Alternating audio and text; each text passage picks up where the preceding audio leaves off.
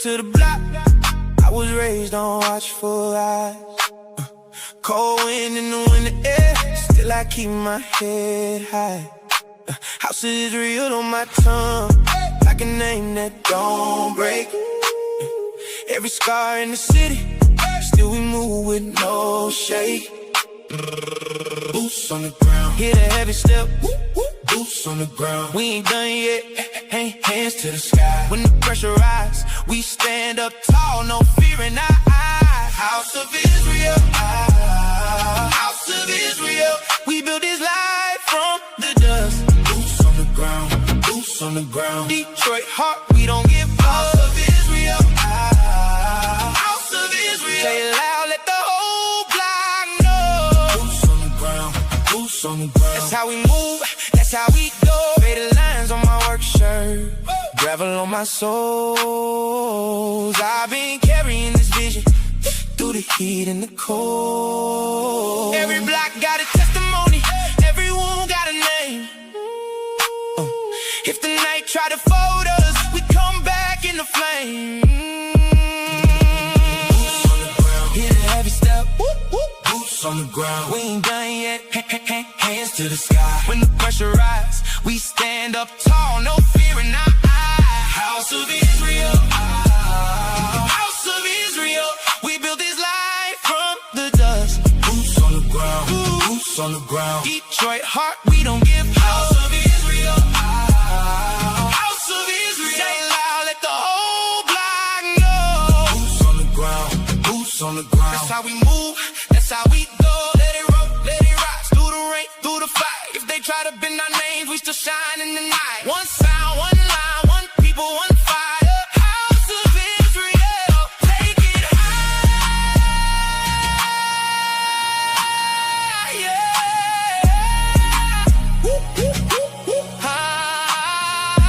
House of Israel, House of Israel. We built this life from the dust. Boots on the ground, boots on the ground. Detroit heart, we don't give up. House of Israel, House of Israel. Say it loud, let the whole block know. Boots on the ground, boots on the ground. That's how we move, that's how we go.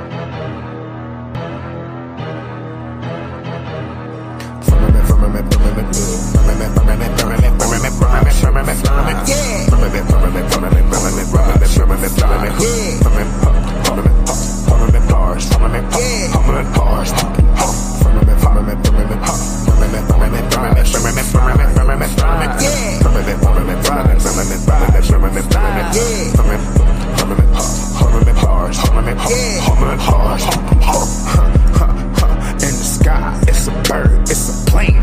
Nah, that's the chariot coming back to save the game. It's a bloodline thing, we not the same. You think this shit a game? We about to rage, look in the sky. Blue beam movie distraction from what's really happening. All these heathens, they astonished. Look at the lights and look at the violence. Look at the weather, look at the power. They got spacecraft, no real pilot. They tryna break through when they wildin'. When the land break through, y'all gon' be silent. He coming back for who really solid. Surrounded by water in a dome that's solid. Glass jar, hard bars. I'm in predictions like Bart Simpson. Stop, mark, charge, shoot far down below. Protect your neck and protect your soul. We in the land where anything goes.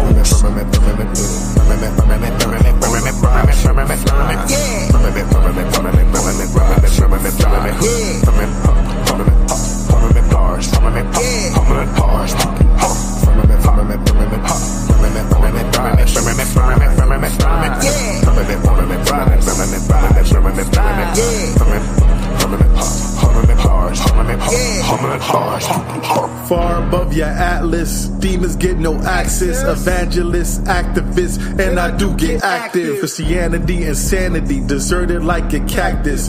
Pricked by the Blake's automatic acrobatics. Make a heathen aerodynamic, floating backwards. I carry iron like my son is a blacksmith. Heavenly realms, heavenly dwell in the Torah Milky Way on a galactical scale. Flow solar, hawk, polar, Yahweh soldier. With composure, stay sober, the world is over. When the prophets arrive, keep it kosher.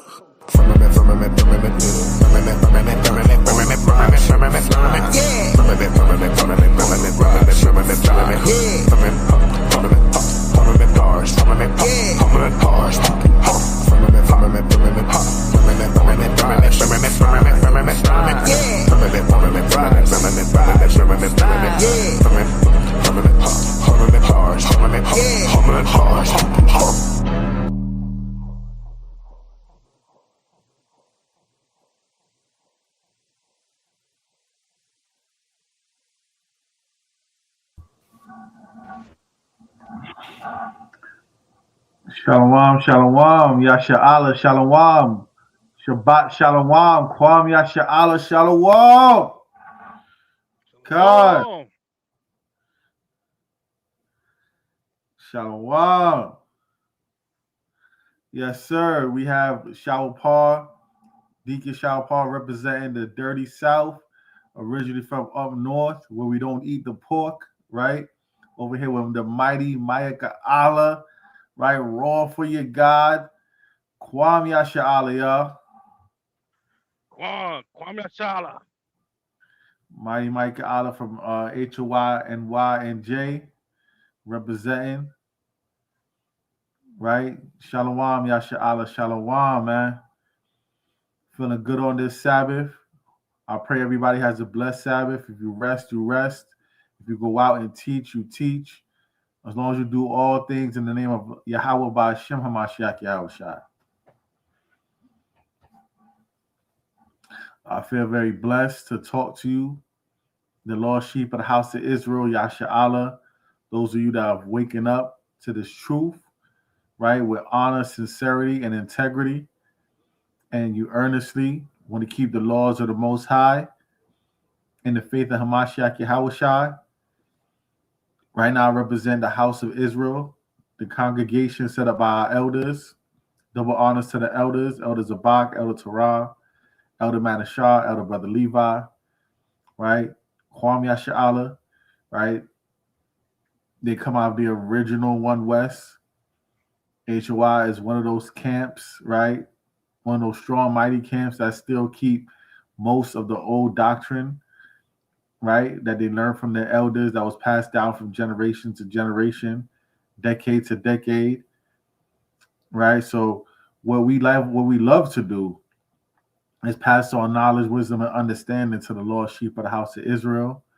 I've been doing this series to just point out to our people who's the son of perdition and why we know him as the son of perdition. And there's different levels to it. You know, if you go back, you look at the other videos, this is part 3.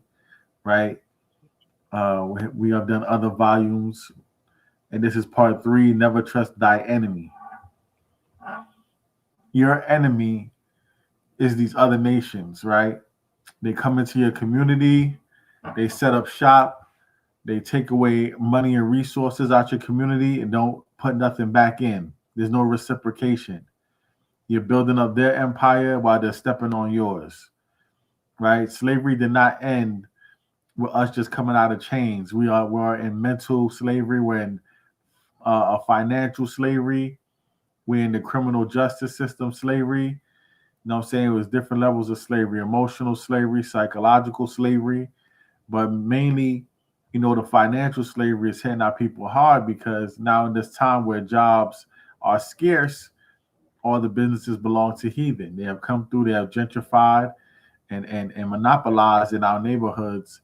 And they don't give us no respect, right? They don't donate nothing back in our neighborhoods. They leave our neighborhoods like garbage, just as long as they making their money and we can never come up. Treat us like crabs in a barrel, right? They are enemies, especially the so-called white man. The white man is the devil the Bible speaks of. The nation of white men, women, and child, right? And I'm also expressing child too, because now their children are acting even more devilish than their forefathers. Because in this time where we're supposed to have quote unquote rights, they still killing our people left and right. Still killing our people left and right, man. At least back in the day, you knew exactly who your enemy was because they treated us like cattle. We had the cattle slave system, but now it's like they act like that's a thing of the past, and they want to befriend you and stab you in the back, man, cut your throat, drown you in the water. You know what I'm saying? Hang you from a tree. None of this is new. On Juneteenth, do y'all know on Juneteenth, they found the sister hanging in Florida on Juneteenth. Right when you Negroes thought you was free. Found the sister hanging on Juneteenth. Look it up. But we're going to get into all that, y'all. We're going to definitely get into all that. All honor and praise to the Most High, right? Throughout to my brother Mike Olive for being here. We are going to get into it, y'all. Let Yahweh get the glory, right? And this is going to be, at the end, a beautiful story, y'all. The brother dropped off for a second. Let's see if he come back. Let's see. But yeah, it's crazy times nowadays, man. And this lesson is coming right on time. I had these lessons already planned out. It'll be a 4-part series of the Son of Perdition. And then I have a 4-part series of the enemies within, where I hold a mirror up to Yasha Allah. I hold a mirror up to Israel so we could, conquer the enemies within, man. The Most High said He's gonna judge His house first. Never forget that. So you gotta check yourself. That's the best thing about coming into the truth. You use the scriptures to check yourself. See if you really are going off. See if you really are the best person you could be. And every time I check the scriptures, there's always room for improvement. Always. Every time I look at the scriptures and I read them and I dissect them and I dive into them, there's always room for improvement. Every time. So it's the best thing you can ever do is get into this Bible, get into these scriptures, get into these precepts, get into that Torah, get into the gospel and all the parables, get into the Apocrypha, Sirach, a lot of wisdom in there, the wisdom of Solomon. Reading the book of Maccabees enough will get the coon right up out of you, man. That's the cure for cooning, man. Brothers got to read the book of Maccabees at least 80 times, man. Get that coon up out them, man. Some good sorrow. Brother Mike Ali, you there? We got the brother fell off. Let's give it a little time. But Shalom, Yasha Allah, Ahavatah, Yasha Allah, Barakatah, Yasha Allah.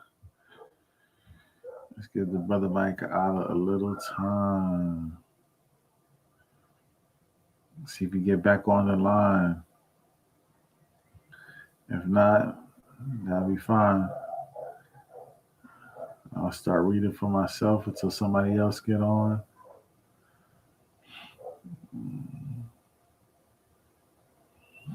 Only if necessary. Sure. If I already got to, I'll just go get my son up out the room. You know what I'm saying? He's supposed to be watching, taking notes anyway. Shalom, happy Sabbath to everyone. Have a blessed Sabbath, a restful Sabbath if you can.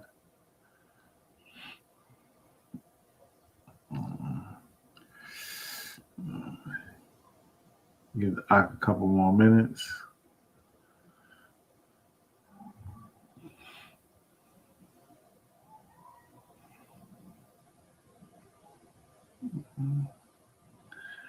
Get the clock a couple more minutes.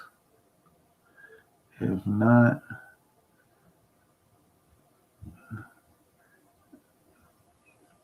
then I'm gonna go get my son in a second.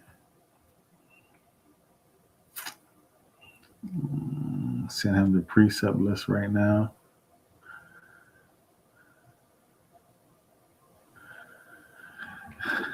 Shatan is busy, man. We be busier.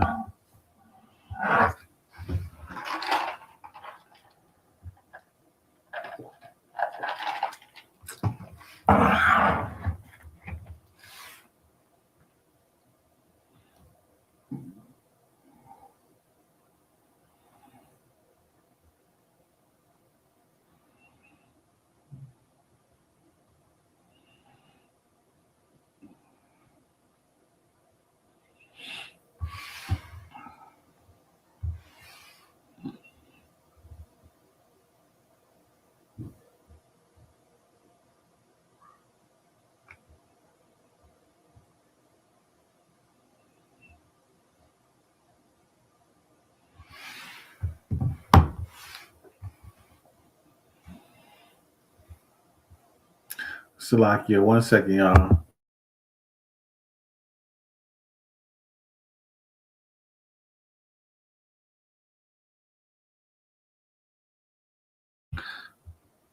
Hey, Ariad. Hey, Shalom, Mark. I'll be your reader.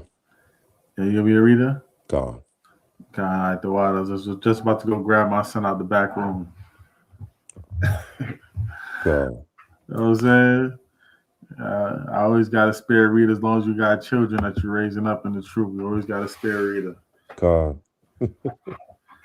Yeah, all right. So I don't gotta go get them. Hey, call me Asha'ala, man. You ain't got to get the young wolf out. They ain't ready for that yet. You ain't got to get the young wolf out there. Yeah, you've Good. been reading for a minute. God. I Yeah, got we him. want to get him, Mark. Get him. Yeah. Be mighty. Let me go get him. Yeah. Yeah, kind Yeah, of. that'll be mighty. Slock your family. Yeah. I think that'll be mighty, especially for this lesson. You know, never trust thine enemy. And like Sirach 30, father raised the son, you know, also to show that example as well.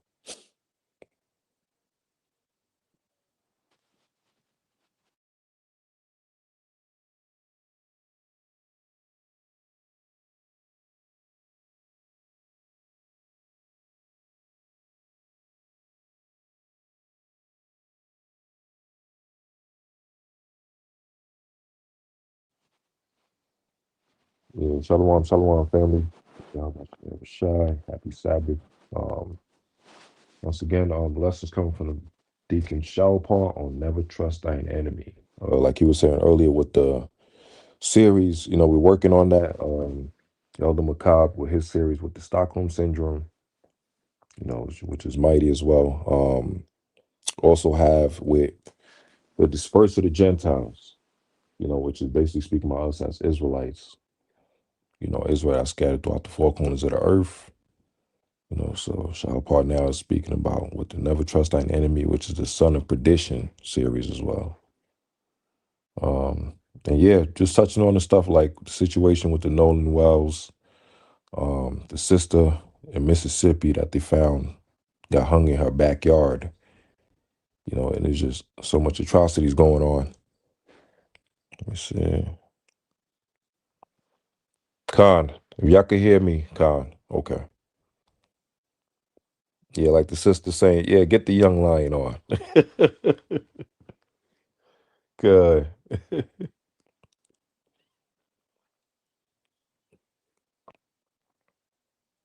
But yeah, train up a child, like Proverbs 22:6. You know. I'm Paul, you there, King? Let's get a quick precept. Let me get Proverbs chapter 22 and verse number 6. Let's just get that real quick.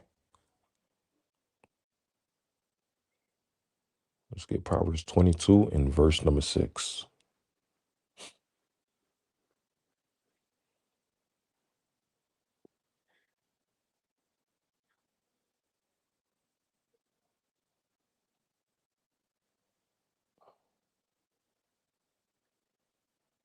Con.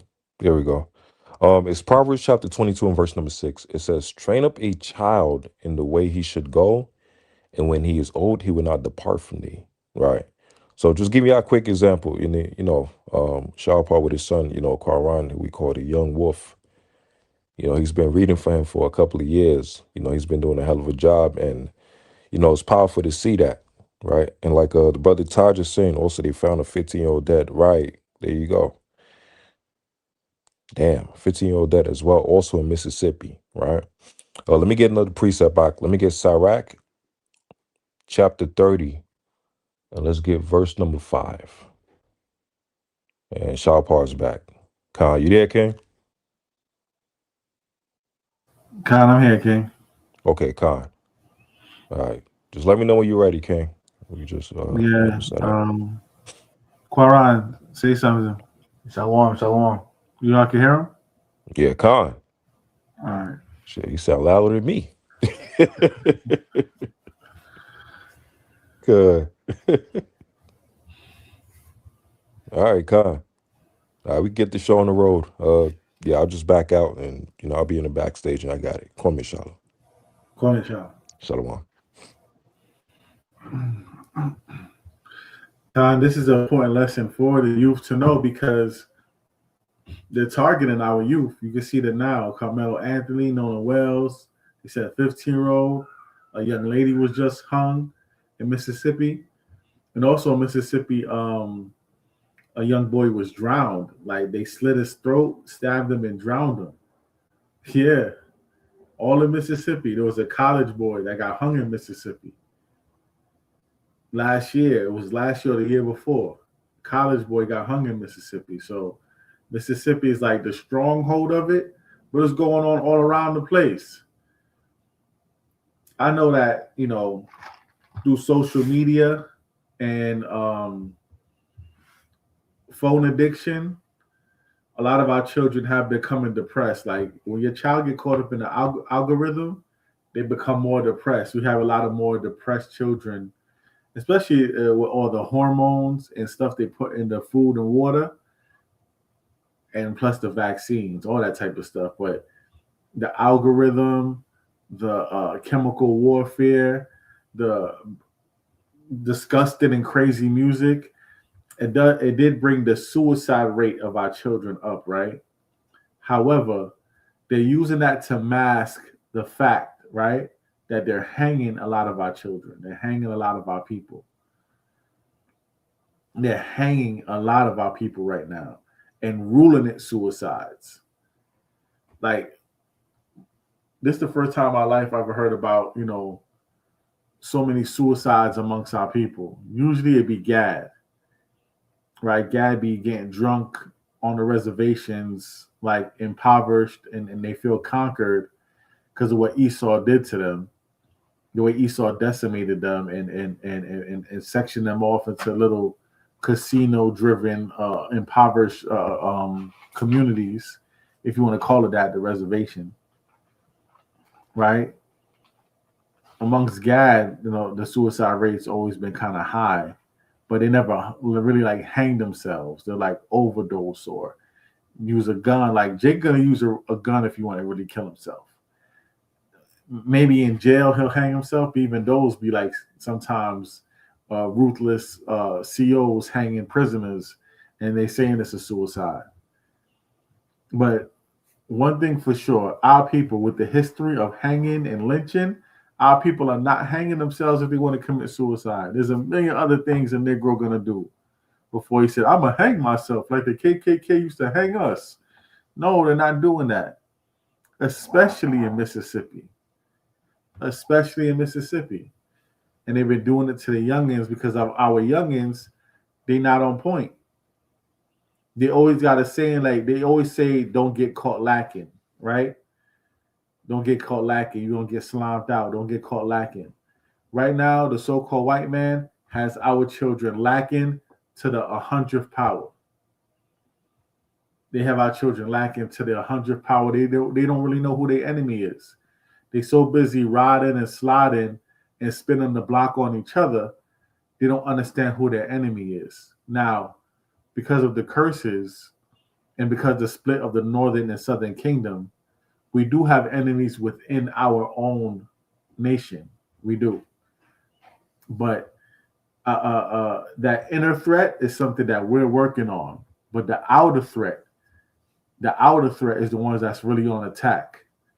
Because a blood and a Crip will murder each other, but then the FBI is going to have all the street cameras, all the evidence, all the tap phone calls, and the RICO's coming. But when a group of white children decide to kill a so-called Negro or Hispanic, there's no investigation. It was a suicide. It was a mistake. It was a mishap.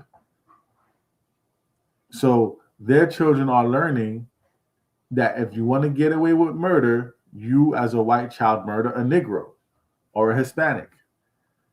So the Edomite children who have that evil in their blood already, who has hundreds of years of conditioning of already killing black folks, they're starting to learn that if you want to get away with murder, you kill someone of quote unquote Negro or Hispanic or colored, right? A minority. They're learning that, and they're relearning it because it's been a part of their culture for hundreds of years. Let's not get it twisted. For hundreds of years, this has been a part of their culture, and we're going to get into it. So this is a good lesson that you should show all your teenagers. All your teenagers should realize that you should never trust your enemy.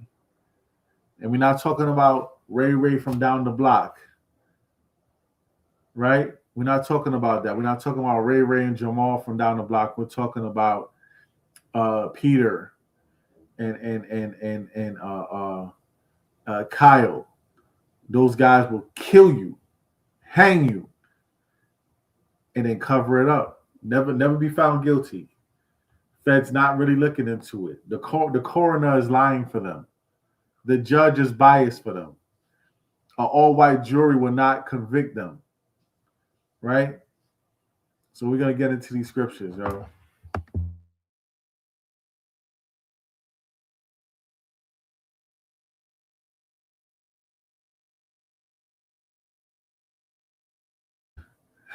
All right, let's get into the scriptures.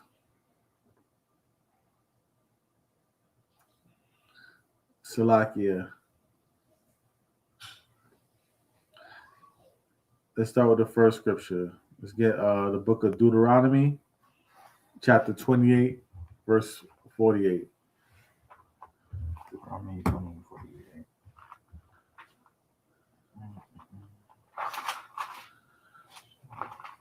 48. 48. 48, Khan. It's the book of Deuteronomy, chapter 28 and verse 48. Therefore, shalt thou serve thy enemies. Thy what? Thou shalt serve thy enemies. You are serving your enemies, right? This is part of the curses of Deuteronomy.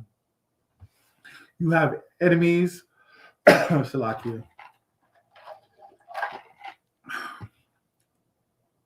You have enemies of the interior, which is the tribalism and the squabbles we have amongst one another, right? But you have enemies of the exterior. This is explaining the enemies of the exterior, the other nations that's coming against us. Read it again from the top. Verse 48. Therefore shalt thou serve thy enemies. Right, we're serving our enemies. Our people are perpetually in a state of servitude towards their enemies. Right? Like all that smoke we have towards each other, it really should be against the slave master. All that extra smoke, all that extra conflict, all that extra bad vibes and energy, all that black Nike energy we be having towards each other, that should go towards your slave master, to be honest. Read on. Which the Lord shall send them against thee in hunger, right, and in thirst, right, and in nakedness, and in want of all things. And that's why our people are. That's the position our people are in. Like I said, we're under economic servitude right now. Because guess what? our enemies have cornered the market on everything. If you want some clothes, who run the textiles? Who has the resources to ship back and forth, the import export? Now, if we could all come together, we could have those resources. But with doing that, we have to deal with the enemies that's within. But guess what?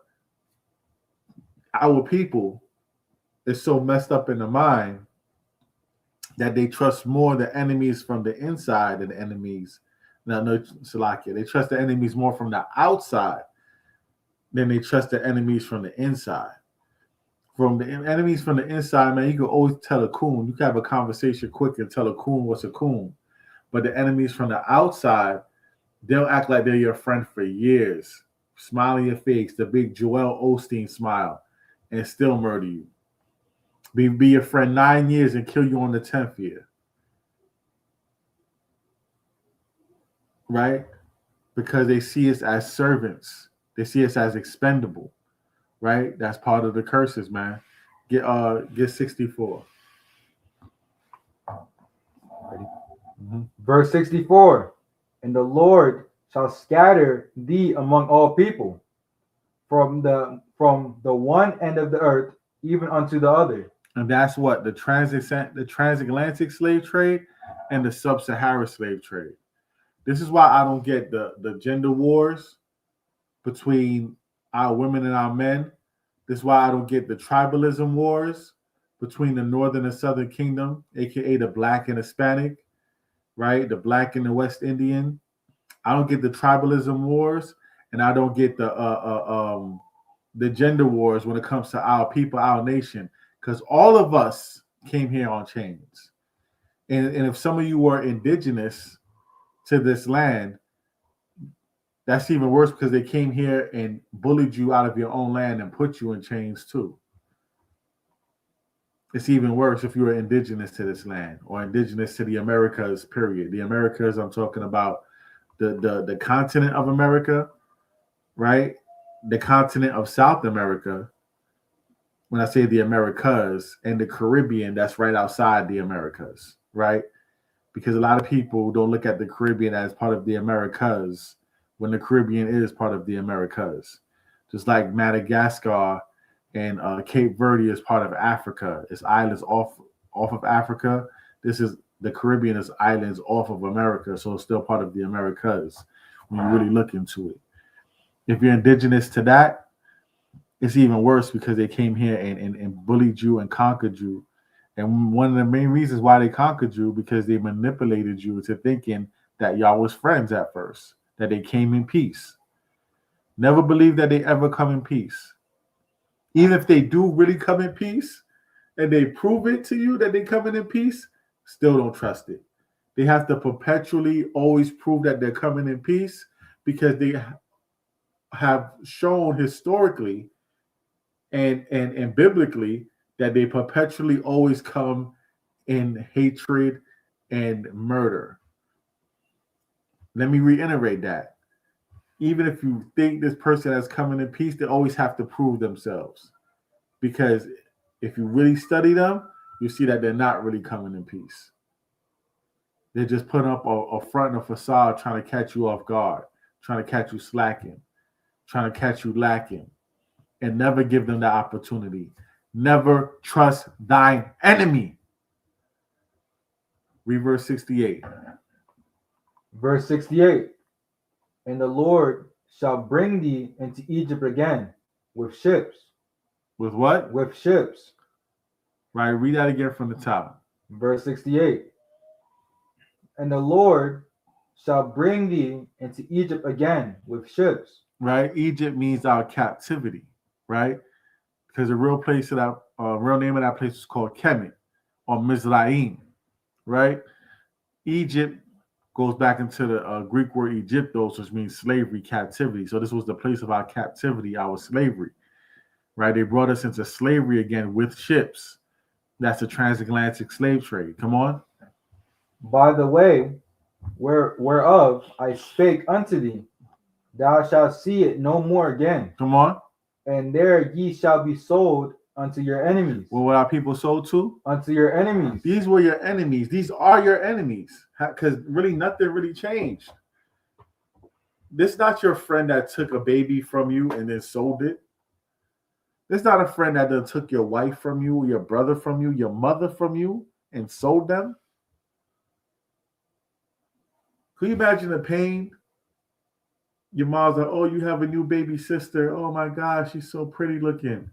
And then a damn pale face wench rides by on a horse and said, oh, that little Negro pup, it looks cute. I want it. Oh, you can have it. Go ahead, take it. And then you gotta watch the pain of your mother having your little baby sister who you love get taken right from her. Come on. These are not your friends. They never was. The Most High telling you that these people are your enemies. The people that sold you and bought you during the transatlantic slave trade are your enemies. Never trust thy enemies. Read that verse again, King. Verse 68. And the Lord shall bring thee unto Egypt again with ships, by the way whereof I spake unto thee, thou shalt see it no more again. And there ye shall be sold unto your enemies, for bondmen and bondwomen, and no man shall buy you. God. Absolutely. And no man shall buy you. That means no man shall redeem you. There's no redemption for you. No redemption. Right? Except you get redeemed by Hamashiach Yahushua. But when he comes, he's not coming as a man. Right? He's coming as a strong figure of redemption.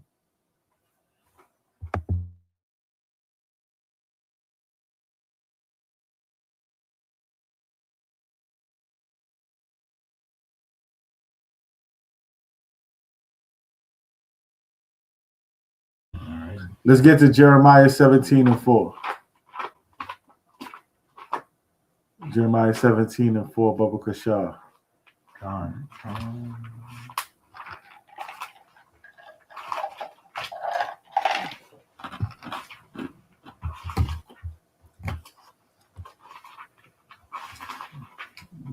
right, ready? God. This is the book of Jeremiah, chapter 17 and verse 4. And now even thyself shall discontinue from thy heritage that I gave thee, and I will cause thee to severe thy enemies To serve thy enemies in the land which thou knowest not. Right. So what the Most High did, right? He caused us to discontinue from our heritage. What was our heritage? Keeping the Passover, keeping the Hanukkah, right? Keeping the Purim, right? Keeping the tabernacles, keeping the new moons, the Sabbaths, right? Eating kosher, right? This was our heritage. And we discontinued from it during the transatlantic slave trade and the sub-Saharan slave trade. We were scattered across the earth, and we was forced to serve gods that were not gods, gods of wood and stone. That's what happened to us, right? An annoyance, right? But it's what happened to us because we were disobedient to the Most High. But however, right, he did that to us so we can also acknowledge who our enemies are. Because there was a point where people were cooning so much, and to this very day we have coons like quote unquote Officer Tatum. I don't call him Officer Tatum. I call him Trader Tatum. Trader Tatum, right? He's a coon. He one of those people. Like when I look at him, I understand why people had to go into captivity because of raccoons like him. Like a raccoon digging into the garbage and eating trash. That's who he reminds me of. Like a raccoon digging in the garbage, eating trash, popping out vicious. Rabbit herpes, rabies in his mouth. That's who Trader Tatum reminds me of, because I won't call him Officer Tatum. We raise officers and soldiers and captains over here. And I'll tell you right now, he ain't one of them. Definitely not an officer. He's a traitor. Traitor Tatum. When every time I look at him, I understand why the Most High put us in captivity. But when it's time to clean house, we're going to clean house when it comes to people like that. Because he's one of the reasons why we're serving our enemies. We have to recognize who our enemy is. That's why the Most High God got us serving our enemies. Because guess what? No matter how angry we are at the system, right? As long as we don't stand together, only thing we could do is pay bills, pay taxes, suffer, and carry on. Until we stand together in unity. Khan? Right? Read that again from the top and read it all the way through. The book of Jeremiah, chapter 17 and verse 4. For thou, even thyself, shall discontinue from thy heritage that I gave thee, and I will cause thee to serve thy enemies in the land which thou knowest not. For ye have kindled a fire in my anger, which shall burn forever. So that means as long as we're disobeying the Most High God, is going to be as long as we're in this perpetual state of calamity and servitude and captivity. So the more Negroes want to break commandments, the longer we're going to stay in this nonsense. Is the longer we're going to stay in this nonsense. So that's an important verse for y'all to know. That's like one of the basic verses of this truth, but it's always a great verse to pull out because it identifies who's your enemy. Who did you have to serve for hundreds of years? You point out your enemy. And then let you know the Most High God is mad at you. That's why you're going through this. And as long as his anger is kindled against you, is how long you're going through this. It's not a timestamp. We got to get our act together, Yasha Allah, so we can conquer our enemies, right? Let's get the book of Psalms 83 and start at verse 1. Psalms 83 and 1. Let's get the book of Psalms 83 and start at verse 1 so we can identify our enemies. Let's identify our enemies. It's the book of Psalms, chapter 83 and verse 1. Keep not thou silence, O God. Hold not thy peace, and be not still, O God. So this is the Most High, right? Putting the Spirit, right? Putting the Spirit on Asaph to call on for help for his people, right? Because we need help. We need divine intervention, man. If y'all Negroes wasn't paying attention, we need divine intervention, right? Read on out. Verse 2. For lo, thy enemies make a tumult, and they that hate thee have lifted up thy head. Right? So they that hate us lifted up their head. They're prideful, right?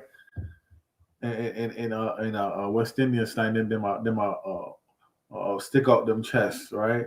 They big up them chests right now, right? Or Judah would say like he like in the mess hall on the yard with his chest out. You know what I'm saying? They lifting up their head. They're very prideful when they're coming up against us. They're very, very prideful, right? So them that hate us, they're very prideful, right?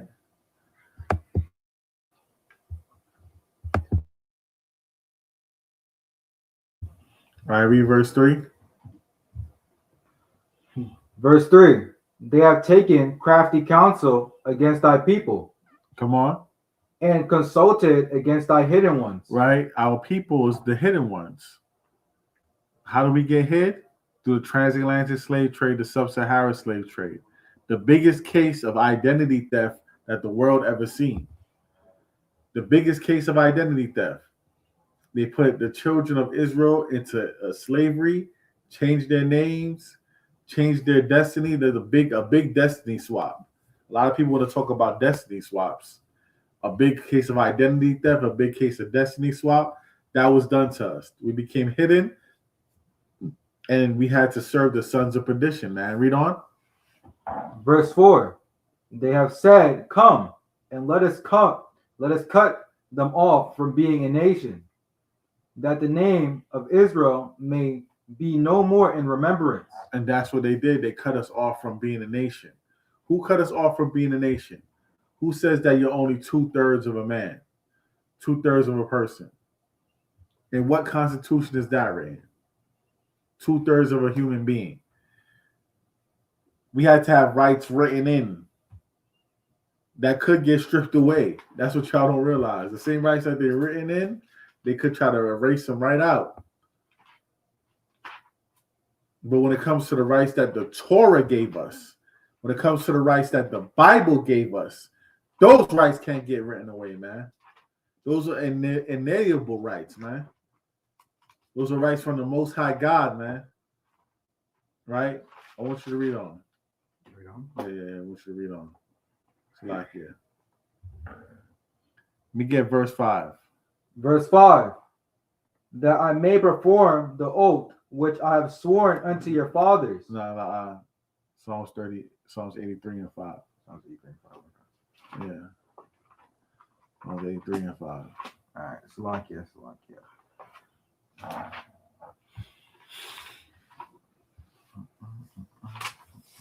So it's telling you what your enemies will do to you, right? They will be confederate against you. They shall cut you off from being a nation. They shall make you hidden. They're very prideful against you, right? I want to keep on reading until they identify the particular enemies. Read verse 5. Verse 5. Psalms 83 and verse 5. For they have consulted together with one consent. They are confederate. They are confederate against thee. Come on. Verse 6. The tabernacles of Edom and the Ishmaelites of Moab and the Hagarenes. You see that? So this is a list, right? And I suggest y'all all read through Psalms 83. It's a beautiful psalm, right? But it starts off with the tabernacles of Edom. Esau is our number one enemy. Of course, on the top of the tabernacle of Edom is Amalek, which when you read down some more, you'll see the name Amalek. Because even though Amalek is Edom, Amalek is so wicked, it's like its own nation. It's like the wicked fruit from the wicked tree. The wicked tree is Edom, and the wicked fruit of Edom is Amalek, right? The small hats, what you know as the small hats, right? The Ish people who you do not mention because they'll cancel you and drop bombs on your people and create genocide. The genocide specialists of the earth, right? The pedophile specialists of the earth, right? The Epstein regime, Zionism, that's Amalek, right? So it shows you not all Caucasians are the same. We have Edom, the tabernacles of Edom, who's our number one enemy, but then on top of them is the ones that rule over them is the Amalekites, a branch off of Edom, man. That's who our enemy is. Our top enemy is Esau.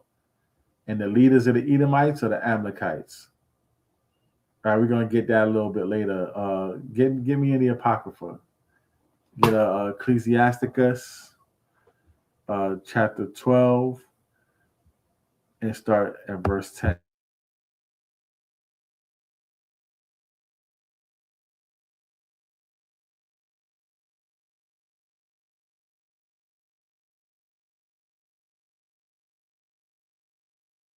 Ecclesiasticus, chapter 12 and verse 10.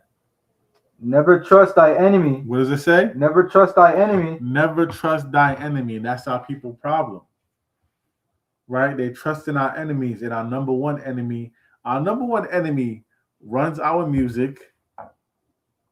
All these record labels that our people get their music from, or at least their music to, all of them is ran by our enemy. Our number one enemy runs our music, which is poisoning the minds of our children. Our enemy controls our religious thoughts. Our enemy controls our banking systems in the Diamond District. Our enemy controls entertainment and TV. A lot of the TV networks is owned by your enemy. So you got to watch what you take serious on the television, which you allow to go into your eyes, which you allow to go into your ears, because it's being controlled by your enemy, and your enemy is constantly trying to put witchcraft and psychological warfare on you, man. So don't trust it. Never trust thy enemy. Read that again from the top. It's the book of Ecclesiasticus, chapter 12 and verse 10. Never trust thy enemy. What the Bible say? Never trust thy enemy. Come on. For like as iron rusteth, so is his wickedness. Right? Like iron rusteth, so is his wickedness. The longer you have iron, is the most likely you'll see it rust. Right? You have to constantly condition it so it doesn't rust. And if it does rust, guess what you got to do? You got to clean the rust off. That's how you treat the so-called white man. You got to always prepare for him to rust, for him to show his wickedness, like iron eventually rust. Come on. Verse 11. Though he humble himself and go crouching. And that's what they always do. They humble themselves and they go crouching because they're like a serpent. The more they bend, the more they're ready to attack. The more they crouch, the more they're ready to strike. The more they act like your friend, the more they're ready to kill you. So even though he humble himself and go crouching, come on. Yet take good heed and beware of him. Yet take good heed and be aware of him. Come on. And thou shalt be unto him as if thou hadst wiped a looking glass. As thou what? Hadst wiped a looking glass. So now you staring at him and you focusing on him and you wiping the glass so you can see clearly. Read on. And thou shalt know that his rust hath not been altogether wiped away. You see that his rust have not been altogether wiped away. A lot of our people think that the rust, the wickedness of the so-called white man has been wiped away through the years. But what makes you believe that? Negroes had to fight tooth and nail, blood, sweat, and tears for every right that they have. What makes you think that the so-called white man has changed and like all of a sudden, yeah, I'm a good guy now? Since when? Since when? When does the so-called white man have ever proven that?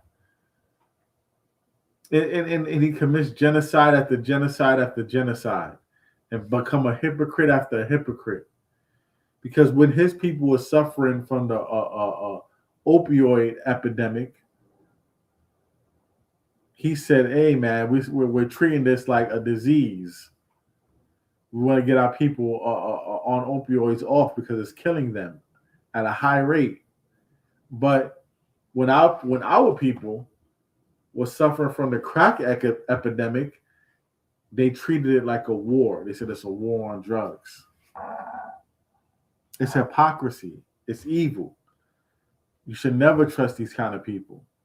Actually, during my last lesson before this, I pointed out the Tuskegee experiments where they purposely poisoned so-called black men that thought they was being given free health care. They said he was going to give you free health care in a hospital and instead injected you with syphilis. And they used one of our sisters to do it. Actually, a number of sisters, but especially one of our sisters that was leading the way. So we also got to watch for the enemies within. But even though our enemies be within, a lot of them, of our enemies within, like Trader Tatum, they're controlled opposition. They're being pulled by the strings of a puppet master, which is most likely Amalek and Esau. Khan, read on. Verse 12. Set him not by thee, lest when he hath overthrown thee, he stand up in thy place. Right, and that's what happens. We let them into the barbecue. We say, oh, that white boy could dance. They said, oh, that white girl could sing. You understand? And we let them next to us. We think they cool. And right when we're not expecting it, stab us in the back. just to take our seat, just to take our spot. Because, the so-called white man is a psychopath. He'll only pretend to like you so he can study you and then replace you. That's what he wants to do. He wants to replace you. Like, I belong on the top of the Soul Train line. Forget this Negro. Eminem is the best rapper alive. Forget Jay-Z and Nas. Right? That's all they want to do. Elvis is the king of rock and roll, not Little Richard. Right? Or Chuck Berry. So it's what they do. You should never trust your enemy, because he's gonna try to take your seat. Read that over again from the top. It's the book of Ecclesiastes, chapter 12, and verse 12. Set him not by thee, lest when he hath overthrown thee, he stand up in thy place. Neither let him sit at thy right hand, lest he seek to take thy seat. Mm-hmm. And now at last remember my words, and be pricked therewith. And be pricked therewith, man. Remember these words like something that's pricking you, like something that's sticking you. Yeah, I can't. Nah, ow, I can't never trust him. I don't know. Let those words be pricked in your mind, man. Read the next verse. Baba Kashaw. Verse 13. Who will pity a chamber that is bitten? A charmer. Who will pity a charmer, Slakia, that is bitten with the serpent? Who will pity a charmer that is bitten with the serpent? Know what a charmer is? A charmer is someone that blows the flute and try to get the snake to dance. You messing around with that snake. You think that snake is your friend or pet. So if that snake ever bites you, nobody's going to pity you. Like, why are you playing with a snake anyway? And that's the way our people should look at coons and other people that want to keep white people as friends. White people, Chinese people, Arab people, all of our enemies. You should know this person is a snake, especially though the so-called white man. Especially if you go on a trip with a so-called white man and you don't come back from that trip, our people should be upset that it happened, but then it's like, what he thought was going to happen? Why would we even pity him? Why would we pity this charmer that was bitten by a serpent? Like that one black girl that went to Africa with the white man and he ended up killing her. And now the South African government is getting paid off, and it looks like, she just committed suicide in one of the most beautiful trips of her life. Come on now, man. Matter of fact, Bubba Kashaw, you can pull up that picture. It's a picture of a bunch of our people that died at the hands of the enemy. We're not gonna pity these people that was messing around with the serpent, man. It's in the scribe chat.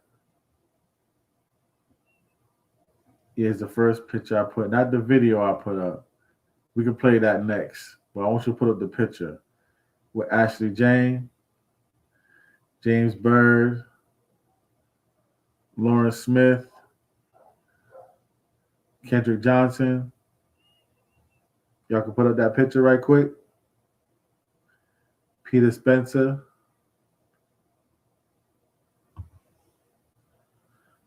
These are all people that mysteriously died at the hands of Caucasians.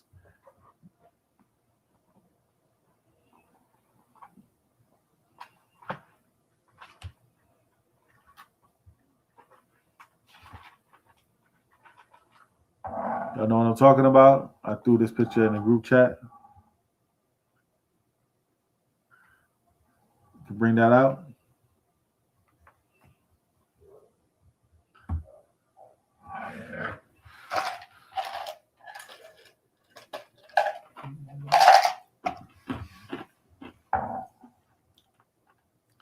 Babuka Shah.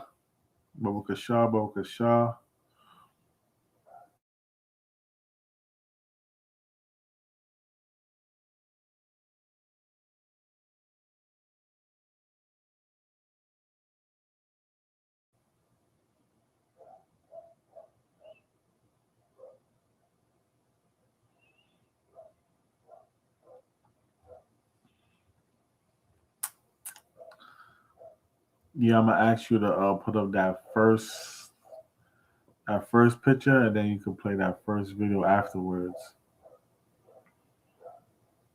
Just killed those two birds with one stone. Right, Quran, read that verse again from the top. Ecclesiasticus 12 and 13. Read that again from the top. Read it all the way through.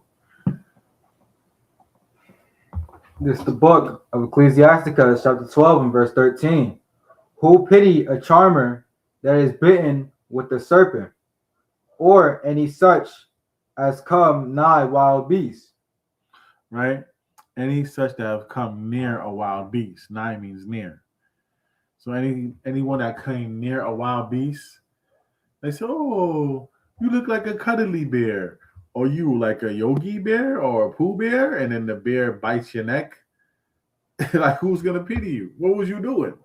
What was you thinking? Can you imagine someone jumping in a lion cage, like, "Here, kitty, kitty"? What are you doing? That's a wild beast. I'm not gonna pity you when you get bit by a wild beast. What was you doing? Why was you playing with that wild beast? You jump in a shark tank and think you swimming with the dolphins, even though, hey, nowadays they say not even safe to swim with the dolphins, man. Not the wild dolphins. They kidnapping folks. Feel me? We're not gonna pity you if you're out here with the serpent and things happen to you. We're not gonna pity that. Yeah, that picture right there. Bubba Kashaw.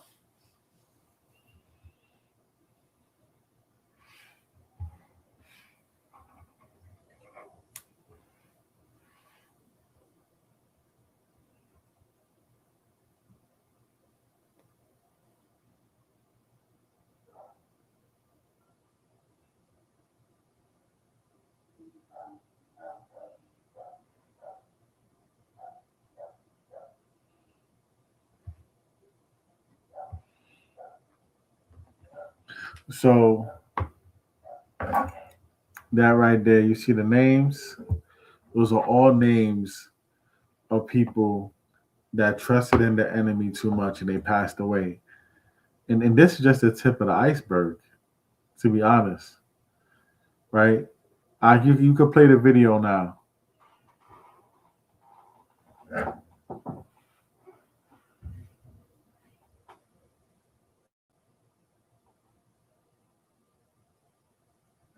The first video I sent in the group chat.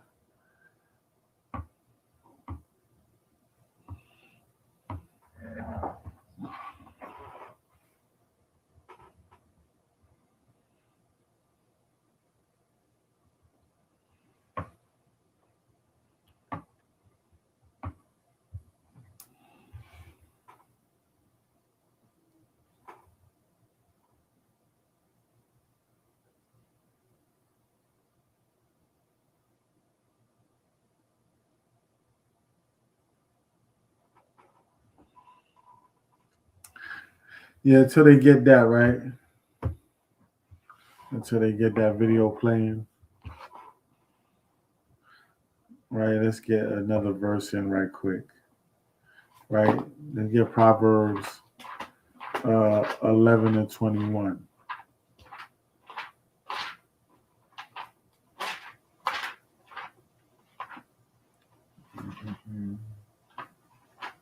Verse 11 and 21. Mm-hmm.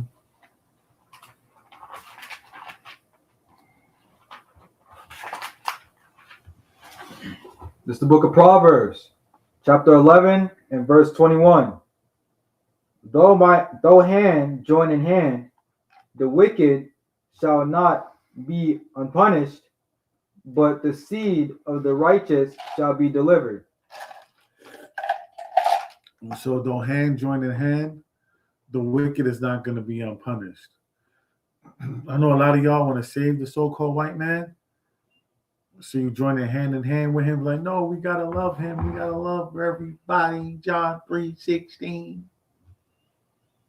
John 3:16. Love, you gotta love. Where's the love in your heart? right? But though hand join in hand, the wicked is still going to be punished, yo. No matter how much you coon, no matter how much you shot, you jive and shake and shuck and tap dance, shuck, jive, shake, and tap dance, it don't matter. It don't matter how much you want to give them a pass. It don't matter. The wicked must be punished. And the damn thing you could do or I could do about it. So don't even stress yourself over it. Don't even destroy yourself over it. So that's going to happen. Two things are going to happen. They're going to play the victim and use you as a human shield so you can get part of their judgment. Or they're going to eventually say, oh, this Negro's stupid and backstab you and murder you themselves. Only two things going to go down like that. Right? And if y'all have problems showing the video,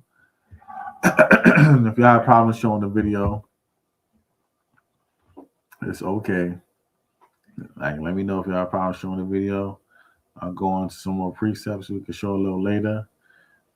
Or I could just add it to the comments what videos I was talking about. Because it's a lot. Y'all see I put some in the HOI family messenger on the Facebook, you know. Those are the HOI congregation. They get the exclusives.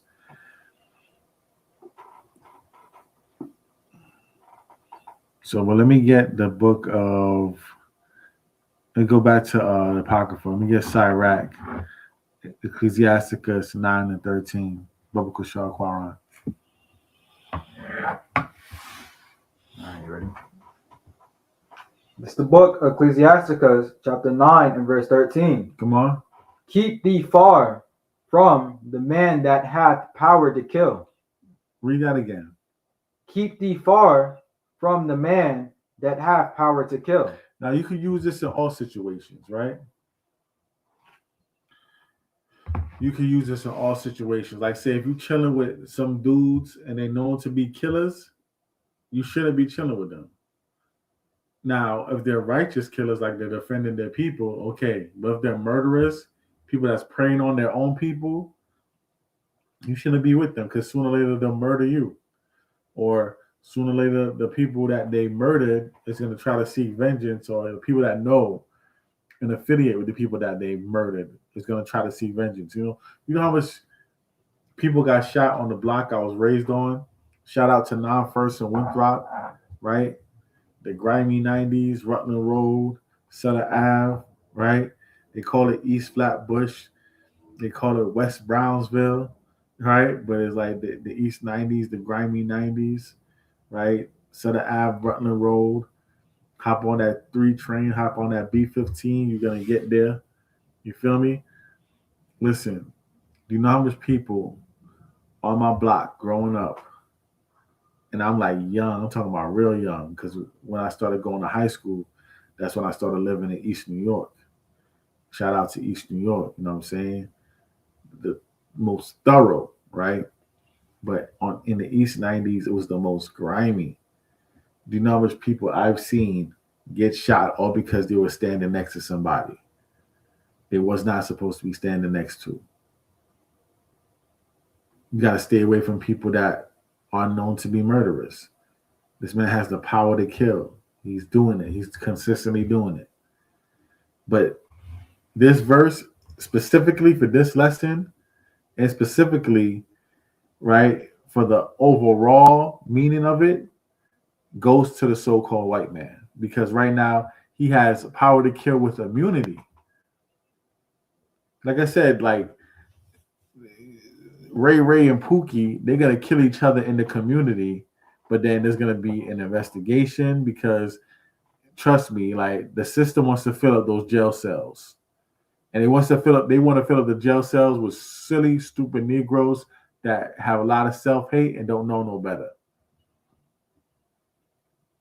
So when Ray and Pookie commit a murder, right, and Jamal commits a murder, The system is going to do everything within its power to see if they can find a snitch, a tip, some type of surveillance, some type of evidence, some type of motive.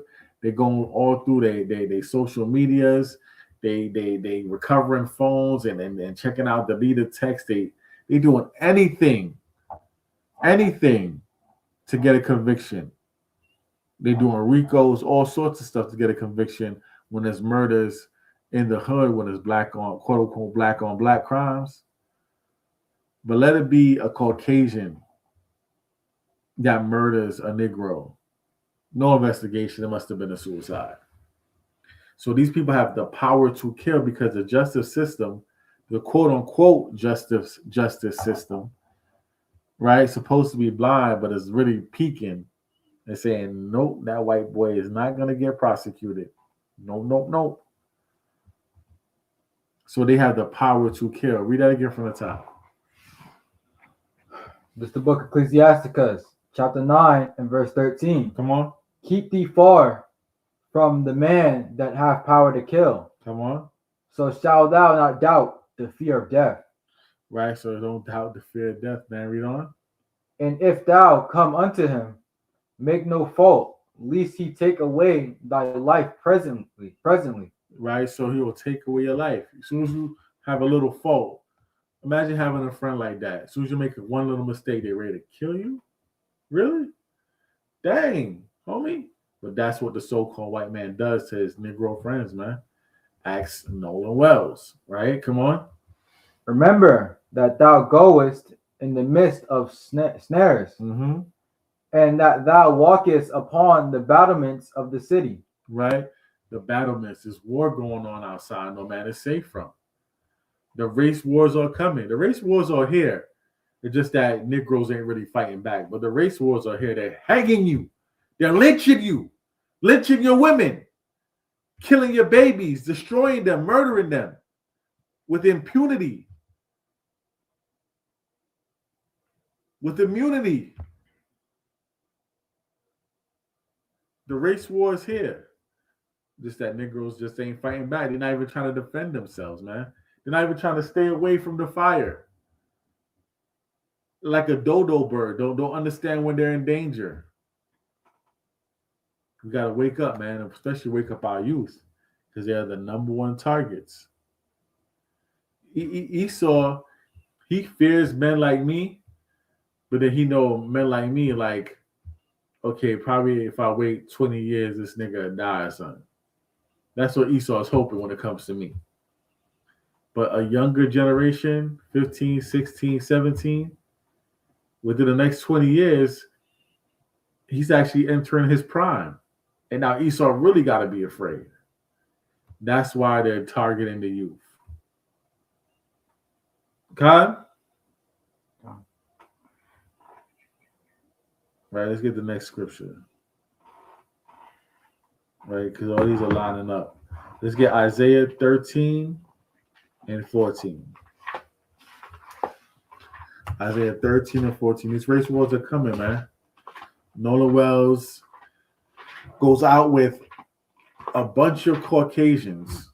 They're all supposed to be there as friends.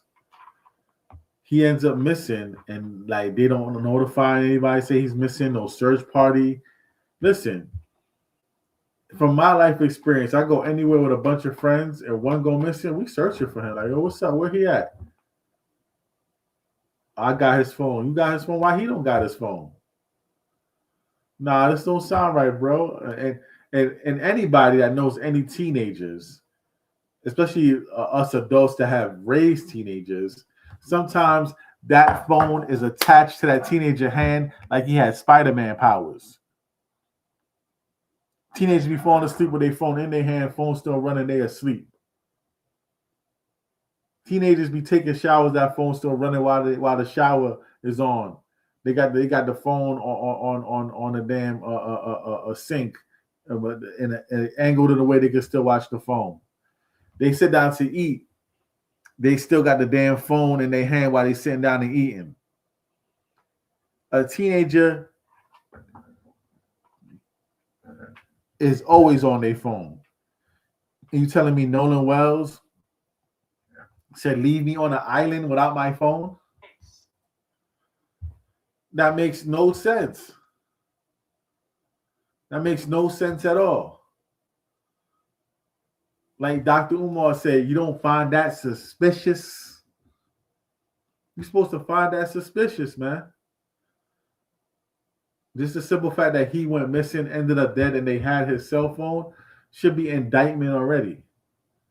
But now they got audio files with them calling for help, and you can hear people in the background saying, you killed him. Nolan. All sorts of stuff. And nobody has been indicted yet.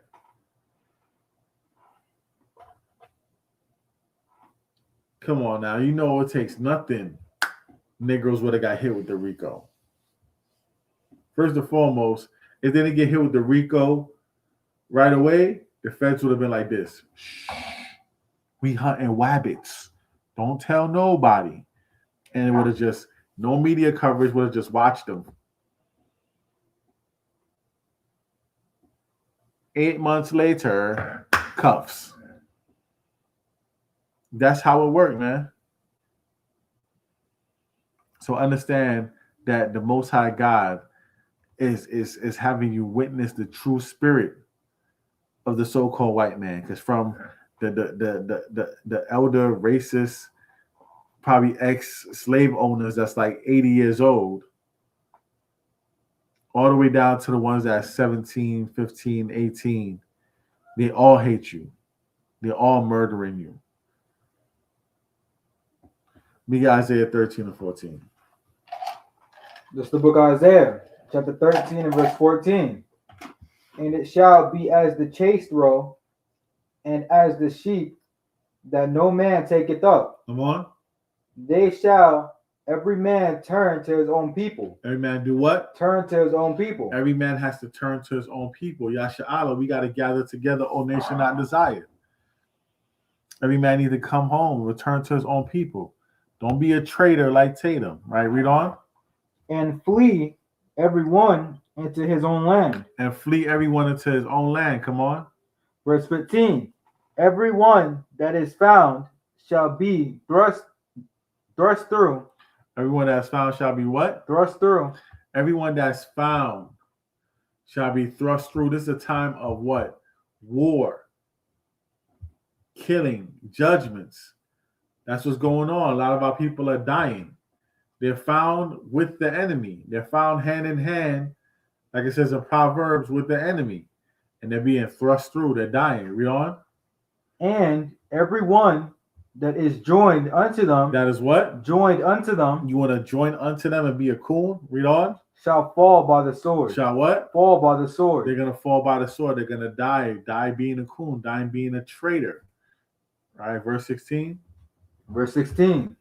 Their children also shall be dashed into pieces. Their children shall be what? Dashed to pieces. Right, this is what we're witnessing. We have our children still being friends with Edomites and other heathen. They're being murdered. They're being dashed to pieces, right? Come on. Before their eyes. Mm-hmm. Their houses shall be spoiled. Come on. And their wives shall be ravished. And that's what's going down, man. That's what's going down. That's what's going down. Our women ain't safe. Our children ain't safe. And when the race war break off, man, the Most High God is going to put the spirit on certain jakes to go out and wallow on these so-called white people. He can put the spirit on jakes because some spirits are made for vengeance, man. Right? Now let's get that. Let's get Ecclesiasticus 39 or 28. Some spirits are made for vengeance. Right now, Esau is poking the bear, hoping for a race war. But the Most High God is going to raise up some of these wild ass jakes, Debo,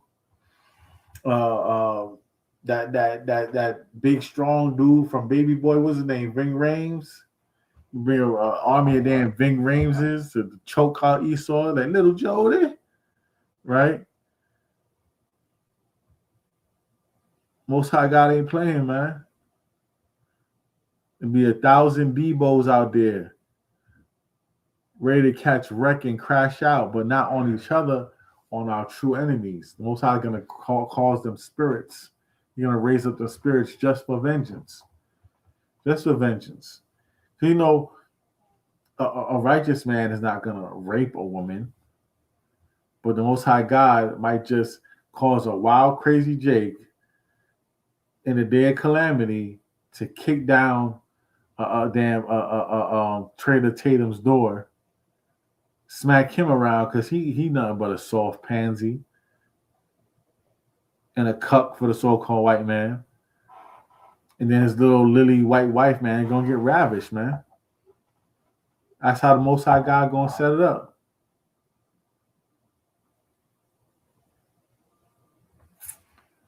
And it is what it is.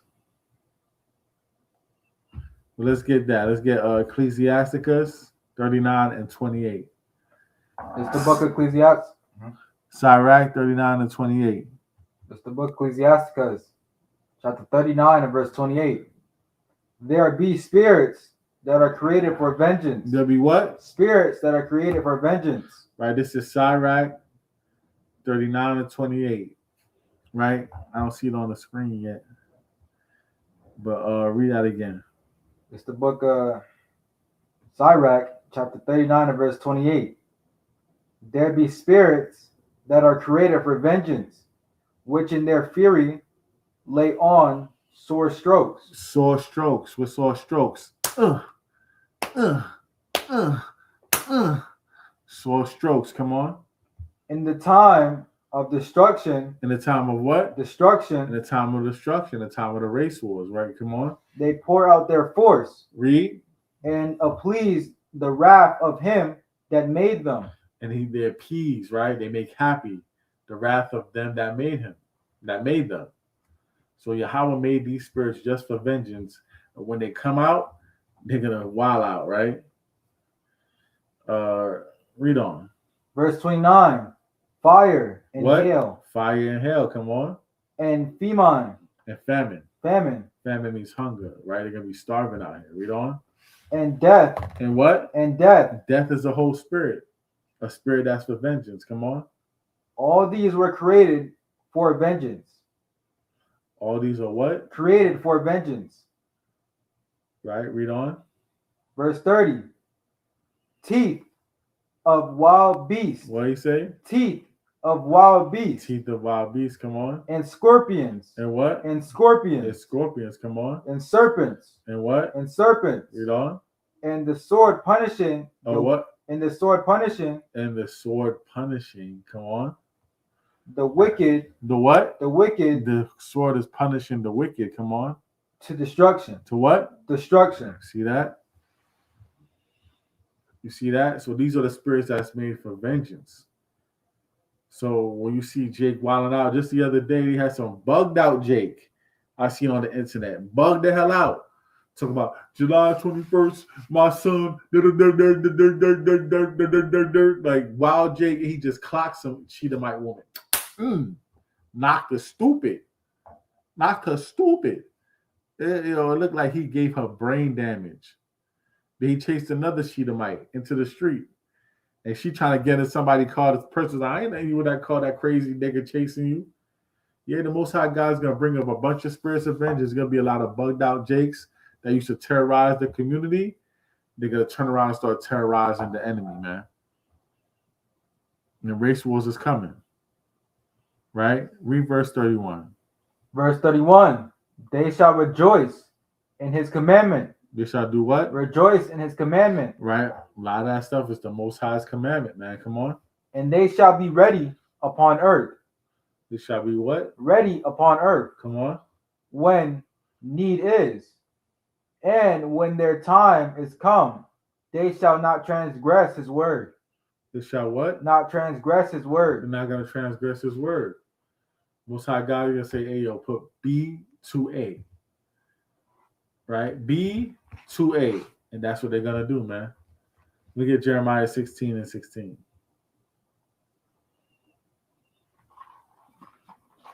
Most High said, oh, yeah, I'm going to need you to put B to A. Early.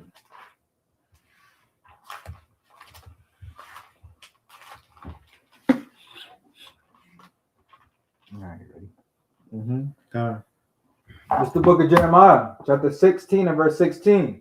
Behold, I will send for many fishers, saith the Lord. Right, that's what we're doing. We're fishing right now. I'm trying to be a fisher of men, like the apostles of Hamashiach Yahushua, who the world ignorantly calls Jesus Christ. Read on. And they shall fish them, and after will I send for many hunters. For what? For many hunters. For many hunters, right? The Most High God's going to put the spirit for people to start hunting. That's going to be part of the race wars. Come on. And they shall hunt them. They shall what? They shall hunt them. They shall hunt them. Come on. From every mountain and from every hill. Right. And out of the holes of the rocks. Out of what? The holes of the rocks. Those are those bunkers. That's that bunker spirit. They think they're going to be safe in them bunkers, right, with the data centers and they're stealing of water and all sorts of stuff. They think they can be safe with the AI drones and AI security. They think they're going to be safe, but the Most High God is going to put the spirit on hunters to still hunt them, right? That's what he's going to do. There's nowhere to run. There's nowhere to hide, right? Read on. Verse 17. For my eyes are upon all their ways. Come on. They are not hid from my face. Neither is their equity hid from my eyes. You see that? The Most High God's seen it. He's seen all your wickedness. He's seen all the mischievous ways you collected equity. He's seen it. All the mischievous ways you collected your income, right? Your currency, your filthy, dirty money, your riches that you use to damn open up damn Epstein Island. Come on now, man. That's how you know the so-called white man is a degenerate, man. Just a degenerate. You get a bunch of money and you open up a damn island for pedophiles. You know what I would do with a bunch of money? My island would be filled with cures in health. I have an island of cures, like Dr. Sebi tried to do. At least have a Neverland Ranch where the children are safe, like Michael Jackson did.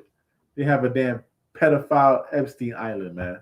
That's the spirit of the so-called white man. That's why the Most High God is going to send hunters to hunt and destroy him. And you should never trust your enemy, man. Because they're just going to destroy you, murder you, kill you. Right? These race wars are coming. Let me get Salakia. Get the book of Matthew, chapter 25, verse 31. This is the book of Matthew, chapter 25, verse 31. Come on. When the Son of Man shall come in his glory. Yeah. And all the holy angels with him. And all the holy angels with them. Come on. Then shall he sit upon the throne of his glory. Verse 32. And before him shall be gathered all nations. All what? All nations. So when Yahushua comes, he's going to gather all nations, right? They're all going to have to submit to Hamashiach Yahushua. Every knee shall bow, every tongue shall confess, right? Read on.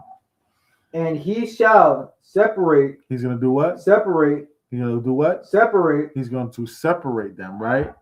Though hand join in hand, it's still going to get separated, right? Race war, separation, segregation, right? We're not for integration, we're for segregation. Read on. Separate them one from another, as a shepherd divided his sheep from the goats. As a shepherd did what? Divided his sheep from the goats. As a shepherd divided his sheep from the goats, right? Yahushua is the shepherd. We're going to prove that later. But read on. Verse 33. And he shall set the sheep on his right hand. The sheep going to go to his right hand. Come on. But the goats on the left. Right? He's going to separate us from the goats. He's going to separate us from the heathen. So the sheep going to end up on his right hand, and the goat's going to end up on his left hand. Come on. Verse 34. Then shall the king say unto them. Then shall the king of kings, Hamashiach Yahushua, come on. On his right hand, come, ye blessed of my father. Ye blessed of what? My father. Right? Yahweh, his father. Come on. Inherit the kingdom. Inherit the kingdom prepared for you from the foundation of the world. From the foundation of the world. The kingdom was given to you from the foundation of the world. You just had to earn it back. After you lost it, after you broke the covenant, you had to earn it back. But yes, he's going to separate the sheep from the goats. He said the sheep is going to get what? The kingdom of heaven, right? So let's break that down a little bit, right? Because you can take it as the righteous from the wicked, right? That's like a surface thing. But when you dig deep into that, who's the shepherd, right? Let's get John 10 and 11 to show who the shepherd is, right? The shepherd divided the sheep from the goats. We get John 10 and 11. See who the shepherd is. Because the shepherd divided the sheep from the goats. Remember that one. The sheep go to the right hand and then they go to the kingdom. The goats go to the left hand and then into captivity. This is John chapter 10 and verse 11.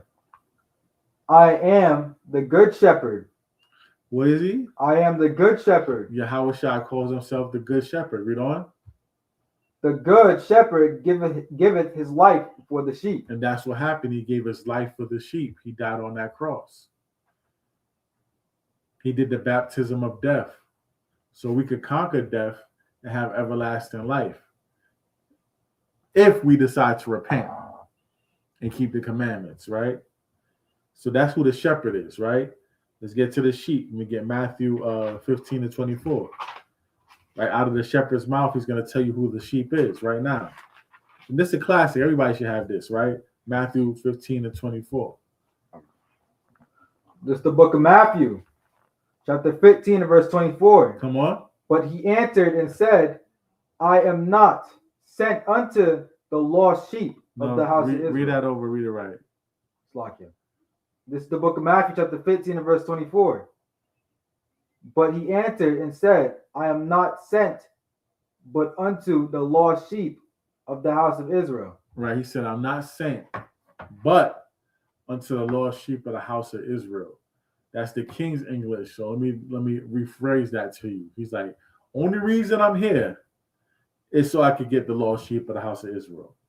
That's what he's saying in layman's terms. This is the only reason I'm here. I wasn't sent here to get nothing else besides the lost sheep of the house of Israel. So that's the shepherd identifying who the sheep is. The sheep he's going to set to his right-hand side. He's going to separate the sheep from the goats. He's going to give the sheep the right-hand side and then the kingdom of heaven. Khan?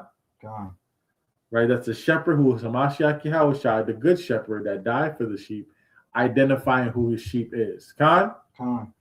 Now let's get who's the goat. Right? Let me get Genesis 27 and 15. Genesis 27 and 15. Had to throw this little breakdown in there. Hope y'all like it.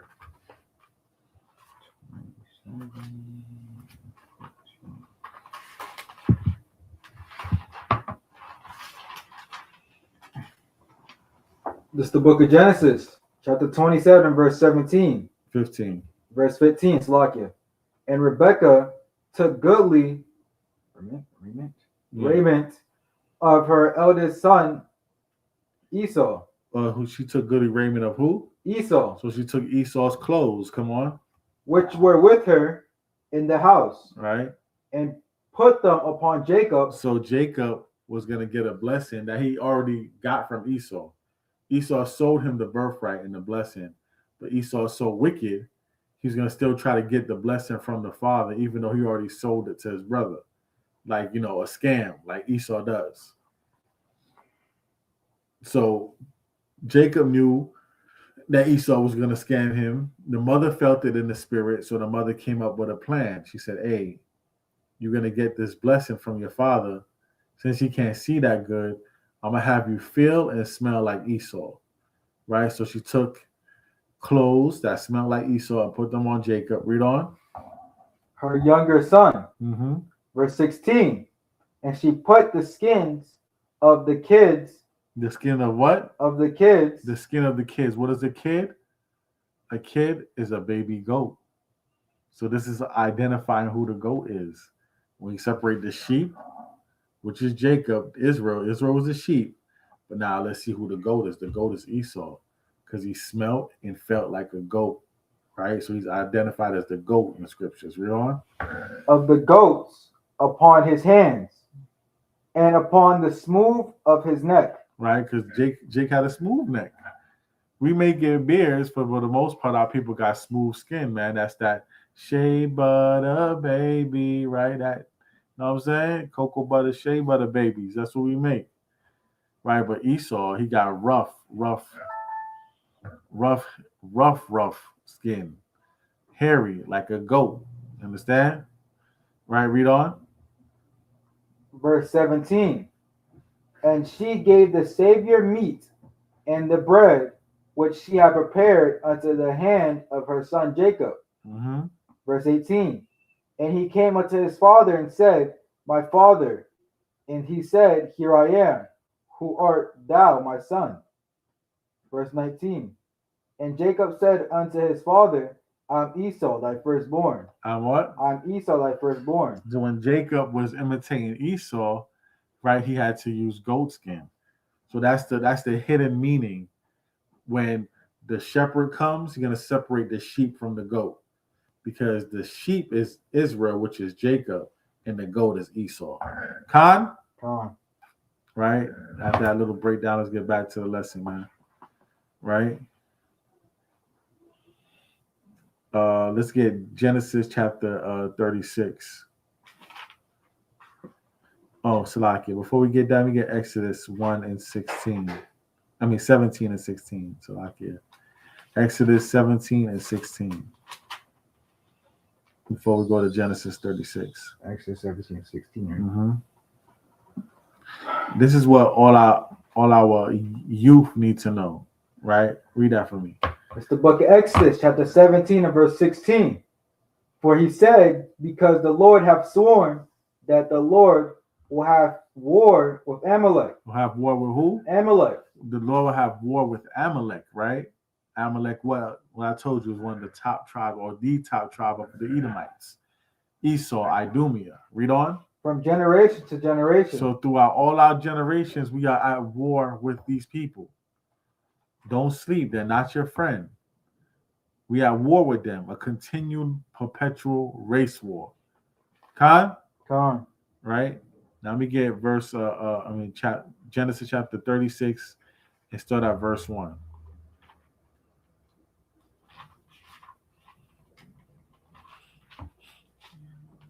This is the book of Genesis, chapter 36 and verse 1. Now these are the generations of Edom. These are what? Esau. These are generations of Esau. These are the generation of Esau, right? Read on. Who is Edom? Who is what? Who is Edom? Esau is Edom, right? Esau became the nation of Edom, or Idumea, right? There's three names for Esau. Esau, Edom, Idumea. Khan? Go to verse 12. Verse 12. And Timnah was concubine? Yeah. Was concubine to Eliphaz, Esau's son. And she bare to Eliphaz, Amalek. These were the sons of Esau's wife. The sons of Ahab. The sons of Ahad, Esau's wife.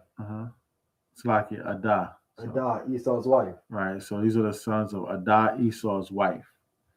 So the sons of Esau's wife, right, had another son called Amalek.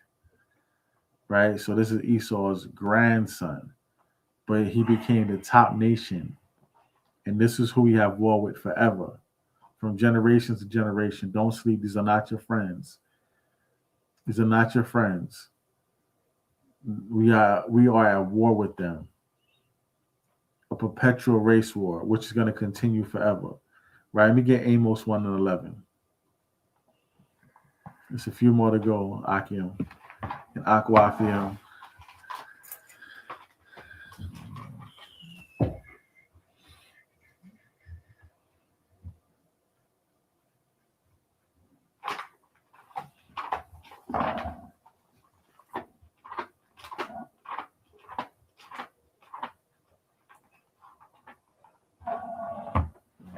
give you some race war scriptures to finish out this lesson.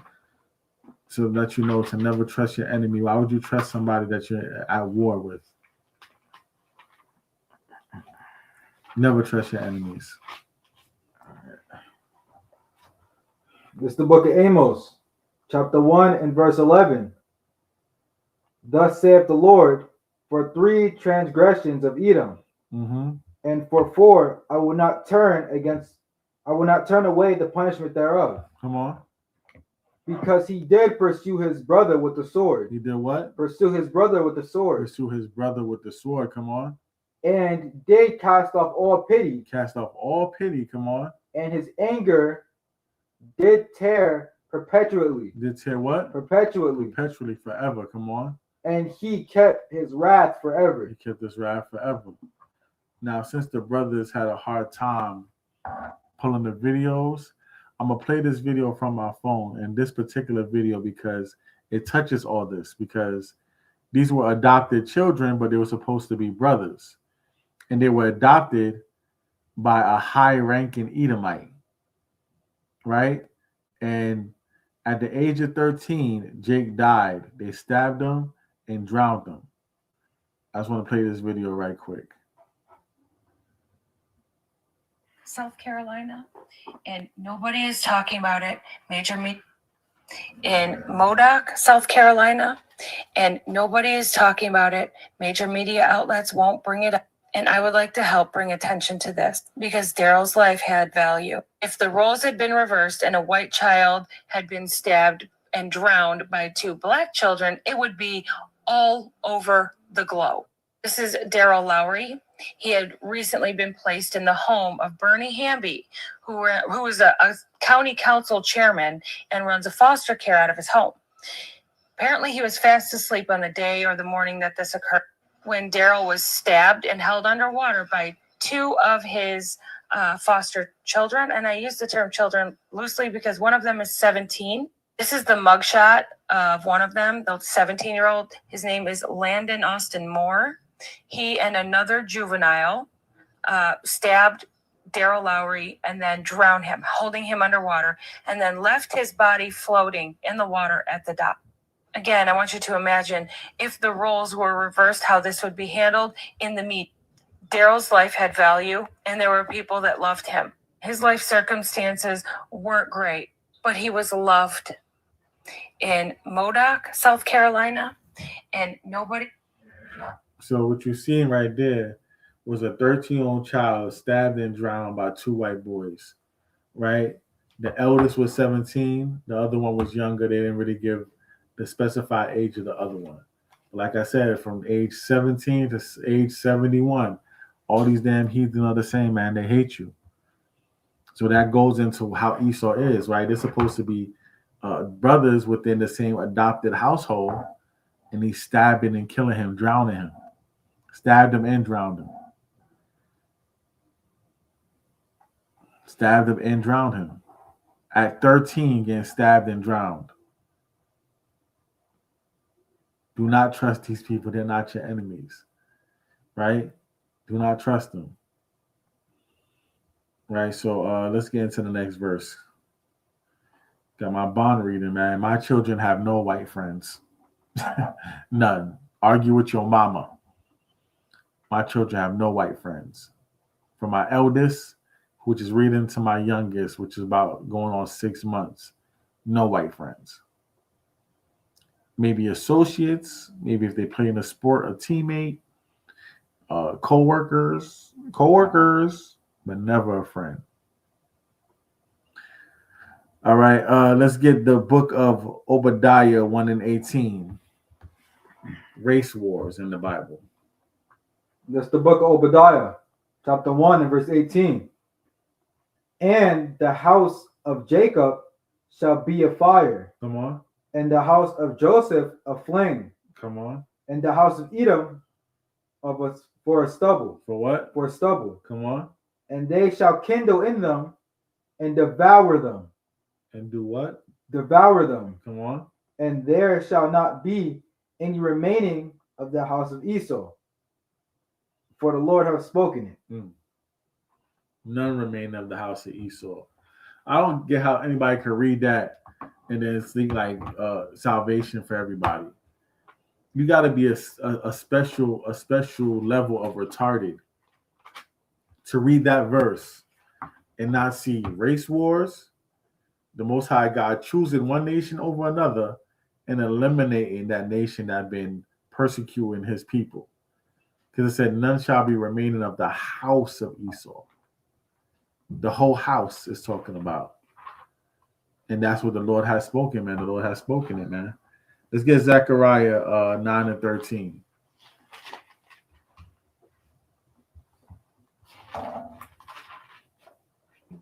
Hey, Salakia, can you hear me? Khan. Yeah, Khan. Yeah, Rhino, the videos is up now. So whenever you want to play him, just let him know, okay? He got you. Yeah, I got a couple more verses to go in this lesson, so we could play some of the videos after this verse. All right, Khan. This is the book of Zechariah, chapter 9, and verse 13. When I bent Judah for me, filled the bow with Ephraim, and raised up thy sons, O Zion, against thy sons, O Greece, and made thee as the sword of a mighty man. So when the Most High God bends Judah like a bow, and then fill the bow with Ephraim going to be the arrow. That's going to be like a tag team move, like a combination, right? Like a double Kamehameha from Goku and Gohan, right?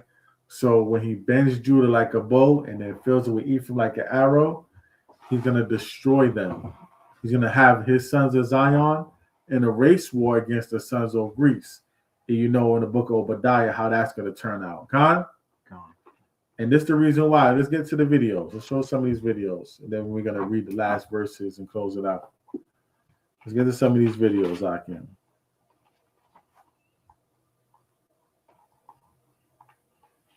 I've been talking that talk. I've been bringing out the scriptures, but I want to give y'all some visuals. I just gave y'all one visual. But the first video I sent, yeah, that video right there. The first video I sent. Look at this. Look at this, y'all. Tell me what y'all think about this.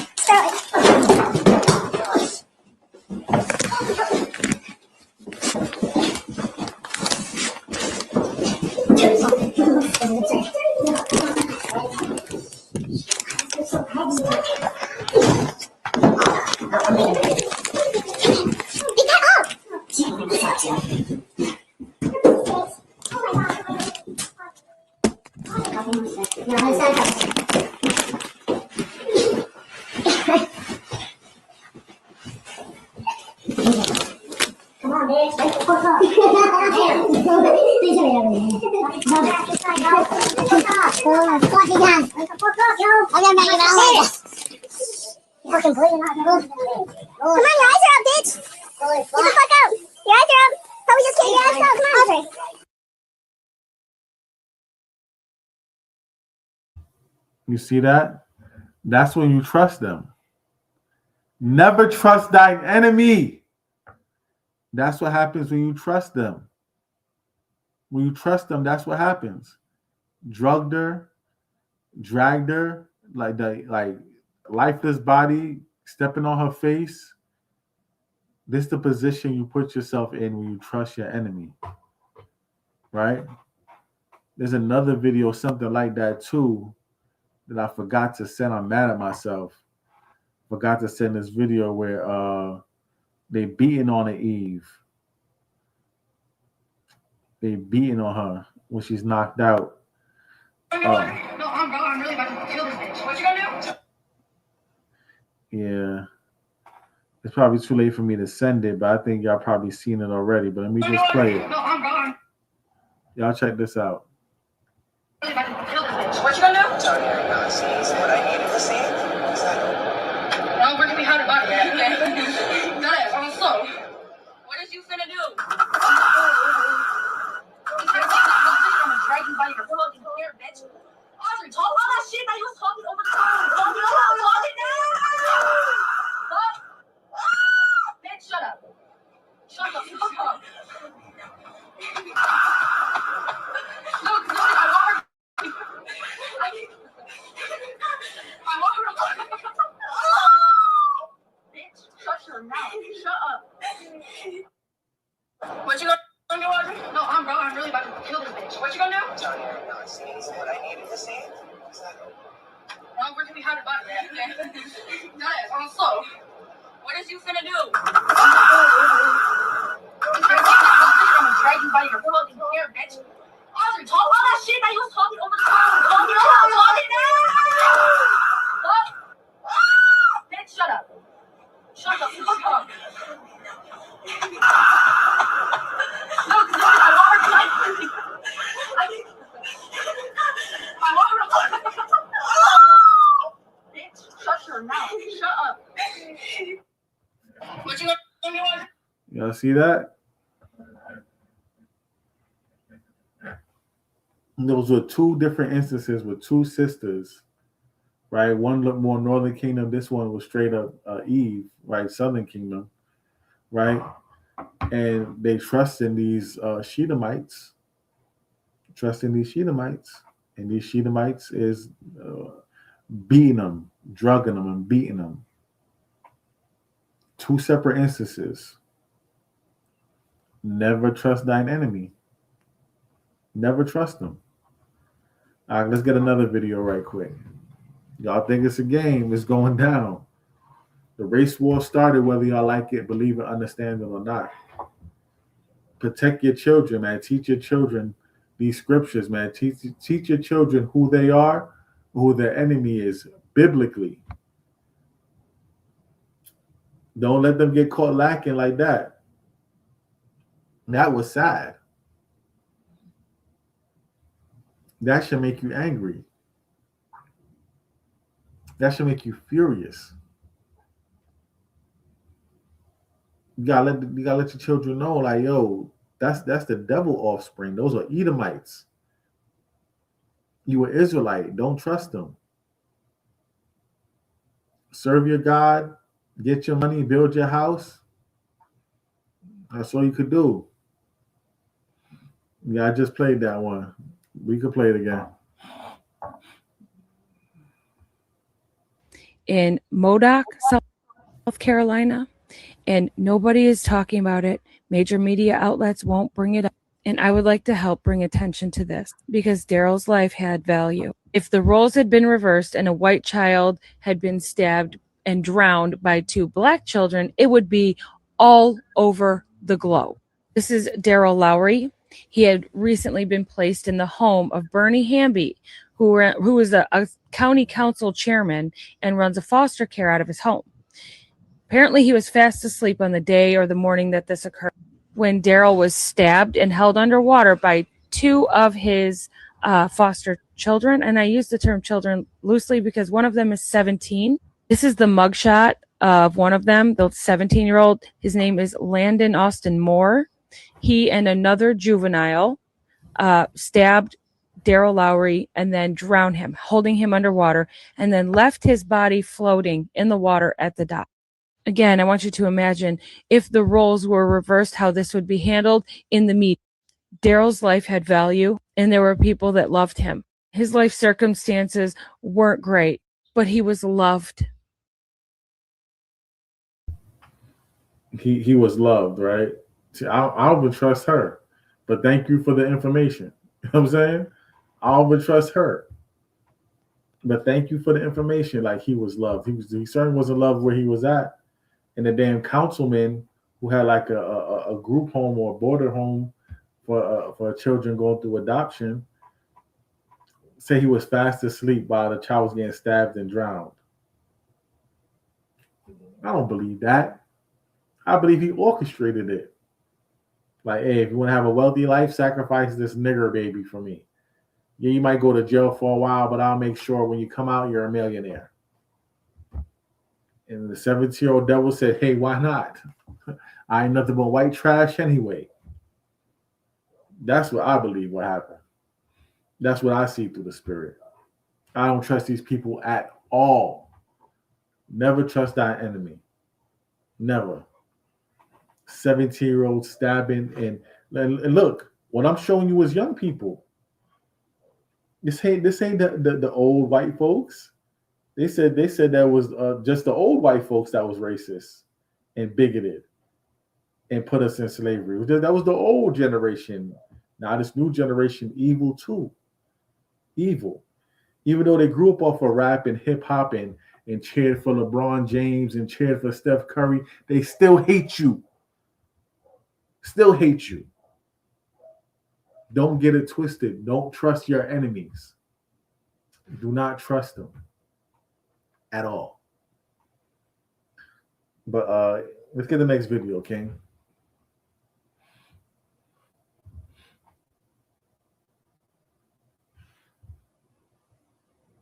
Oh yeah, it gets deep. And like I said, this is all young folks. Young. 17. Younger. Teenagers. Yeah. Protect your children. Protect your children. Don't think it's a game. Don't think they're safe out here. They are targeted. They are targeted.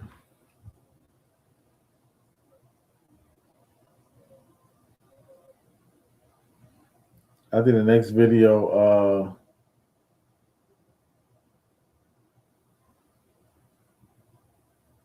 was about Nolan Wells, right?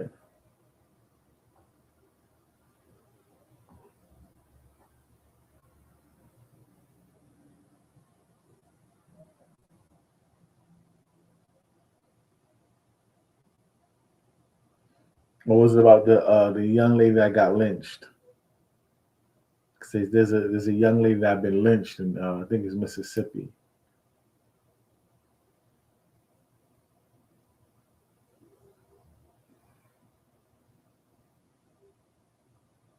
You can pull it up. Because I'm standing next to a video right now. From a tree behind a. Yeah, this is the video of the brother that got lynched at his college in Mississippi. And Mississippi been putting up them numbers. Yeah, you can play this one.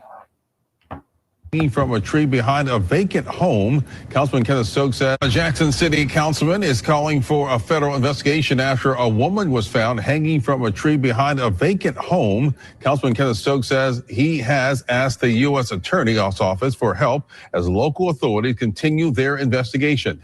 A law enforcement identified the woman as 29-year-old Tasha Fortune. Her body was found hanging from a tree in the backyard of a vacant home on Road of Remembrance. Authorities have not said whether her death is being investigated as a homicide. Stokes says that he has been speaking with people in the area to learn more about Fortune, but claims that many residents have been reluctant to talk. He also says that he plans to meet with Jackson's fire chief after learning the fire department used a ladder truck to remove Fortune's body. Salakia, pause it. This is I thought this was the video of the college student that got hung in a Mississippi college last year. This is the video of the young lady that was recently hung in Jackson, Mississippi. All right, so play it over again, Bubba Krishaw, Salakia.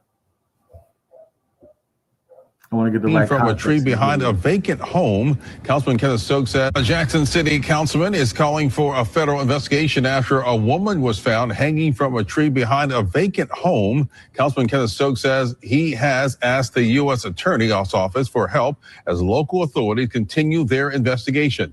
A law enforcement identified the woman as 29-year-old Tasha Fortune. Her body was found hanging from a tree in the backyard of a vacant home on Road of Remembrance. Authorities have not said whether her death is being investigated as a homicide. Stokes says that he has been speaking with people in the area to learn more about Fortune, but claims that many residents have been reluctant to talk.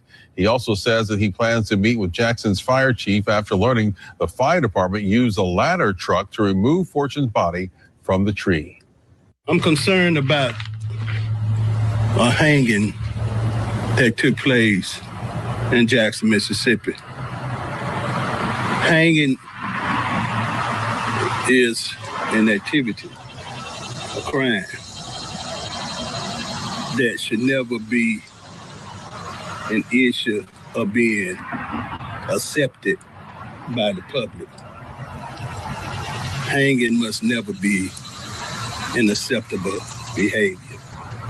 Whether you're talking about someone white, hanging somebody black, hanging somebody white, or somebody black hanging somebody black. It's wrong. It's bad. We sent a letter to the U.S. Attorney.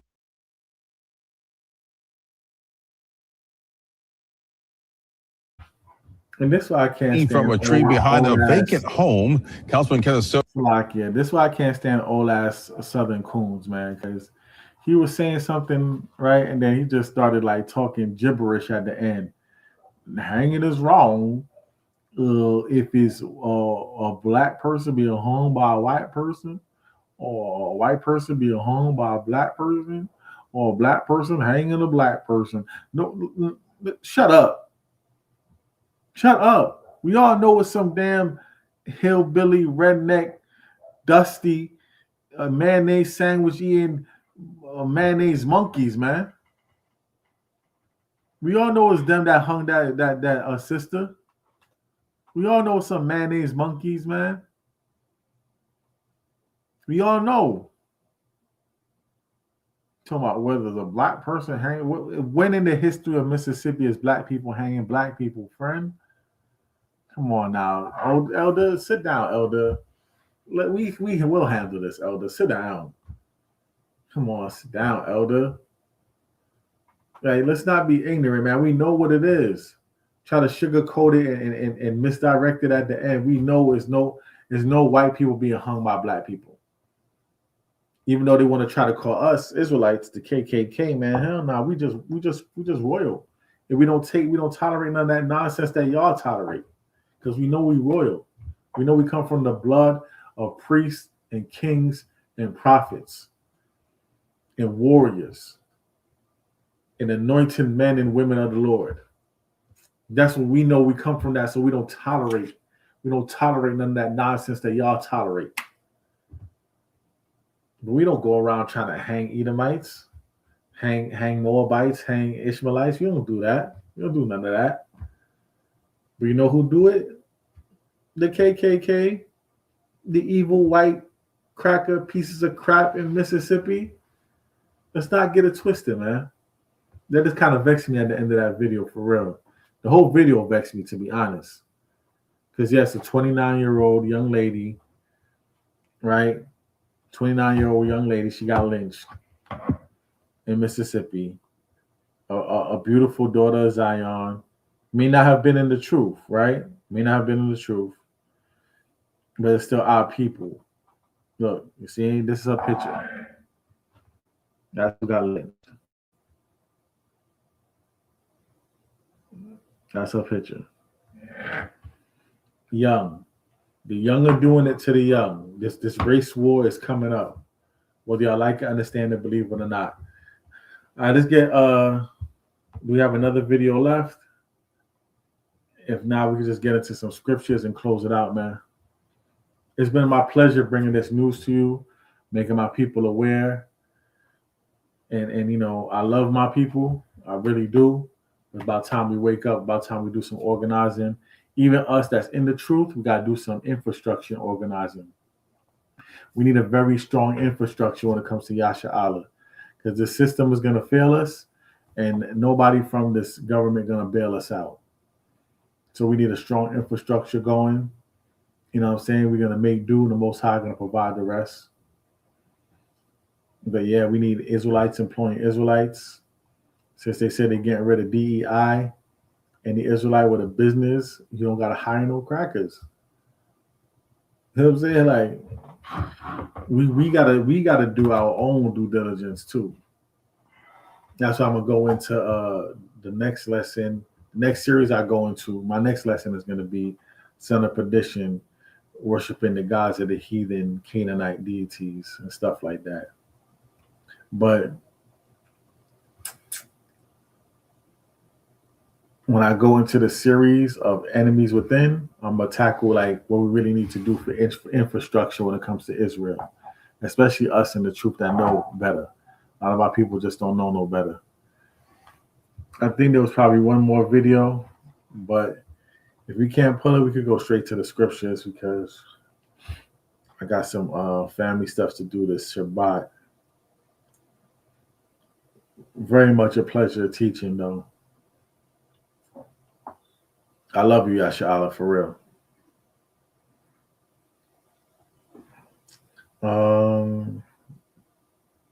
Quran. Let me get Isaiah 34 and 5.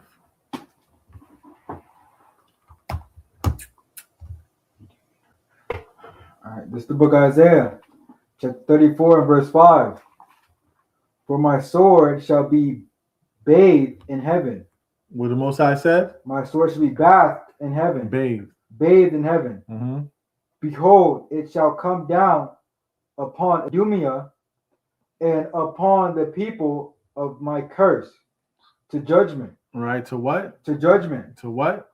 To judge. Oh my gosh. To judgment. To judgment. A little tongue tied. Yeah, a little bit. All right. God. Read that again from the top. I actually love this verse.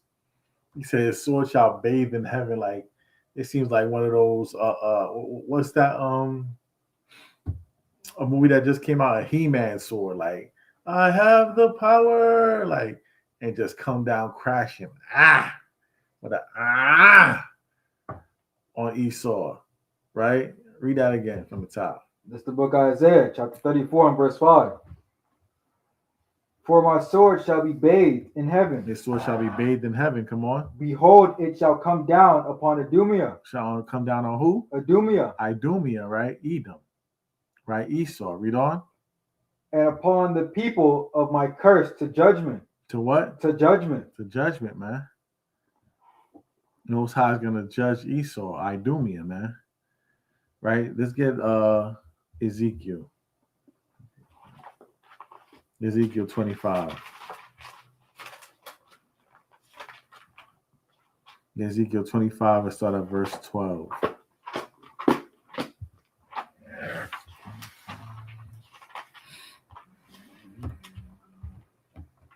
Verse 12, right? Okay.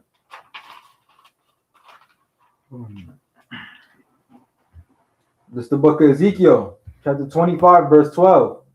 Thus saith the Lord God, because that Edom hath dwelt against the house of Judah by taking vengeance, and hath greatly offended and revenged himself upon thee. You see that?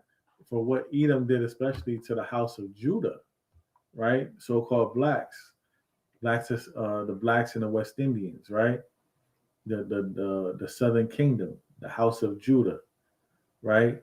The so-called American blacks, and then you could throw the Haitians and West Indians in there too, right? That's where you get the Marcus Garveys, the Malcolm X, the Martin Luther Kings, people that really try to stand up against oppression, right? Especially what he did to the house of Judah, right? Really, really what he did against the American Negro, which is horrible, horrible. He offended the Most High by doing that. Greatly offended. Khan? Right? Go to verse 13. Verse 13. Therefore thus saith the Lord God, I will also stretch out my hand upon Edom. He's going to do what? Stretch out my hand upon Edom. Right, read on. And will cut off man and beast from it. From what? Man and beast from it. Right, read on. And I will make it desolate, and Teman and they of Dedan shall fall by the sword. Shall do what? Fall by the sword. Most High going to judge him. Right, he's going to rise up spirits of vengeance. Right, we read in the Apocrypha. Spirits of vengeance to destroy them, man, because of what they've done to his people. Read on. Verse 14. Verse 14. And I will lay my vengeance upon Edom. And the Yahweh said, the Most High said, he's going to lay his vengeance. He's going to do it. This really has nothing to do with me. You cannot like me. If I'm saying, I don't really care. I got a family. I got a wife. I got, Akim. I got Aquathium. I got elders. I got, what I'm saying? I got extended family. I got others. I don't need you to like me, to be honest, right? I love my nation, but I don't need you to like me at all, right? But this is what the Most High said. He said, I will lay vengeance on Edom, but not me, though. Him. He says, I will lay my vengeance upon Edom. Read on. Upon Edom by the hand of my people Israel. Well, he's going to do it by the hand of his people Israel. That's a race war. He's going to lay his vengeance on one race by using his chosen race to do it. That's a race war according to the Bible. But can you blame him for doing it? Look how they doing us. Not only historically, I brought out a lot of the history, the last lesson, son of perdition, but now also currently. Currently, they're still doing it to us. It never stopped. Read on. And they shall do in Edom according to my anger. According to his anger, come on. And according to my fury. According to his fury, come on. And they shall know my vengeance, saith the Lord God. And they shall know his vengeance, saith the Most High. Read on. Verse 15. Thus saith the Lord God, because the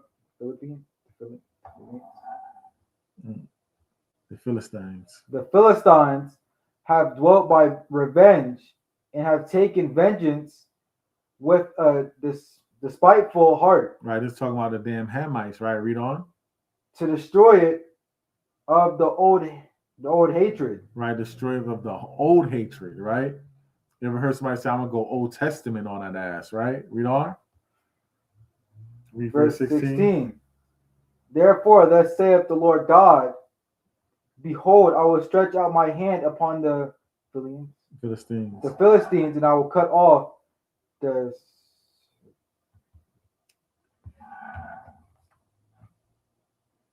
I can't see that word. Let me get it.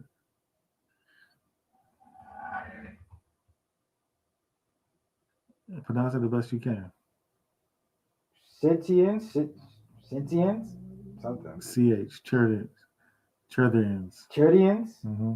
I will cut off the Cherdians and destroy the remnant of the sea coast. Mm-hmm. Verse 17. I will execute great vengeance upon them with furious rebukes, and they shall know that I am the Lord when I shall lay my vengeance upon them. And that's how you know the Most High God is Lord when he lays his vengeance upon them, right? You so-called blacks, Hispanics, and Native Americans, y'all got to realize the Most High God is laying his vengeance upon the heathen through your hands, especially Esau, right? Especially Esau. So we're saying that death and destruction to the so-called white man and the other nations. Let me get Ecclesiastes 12 and 13. 12 and 13.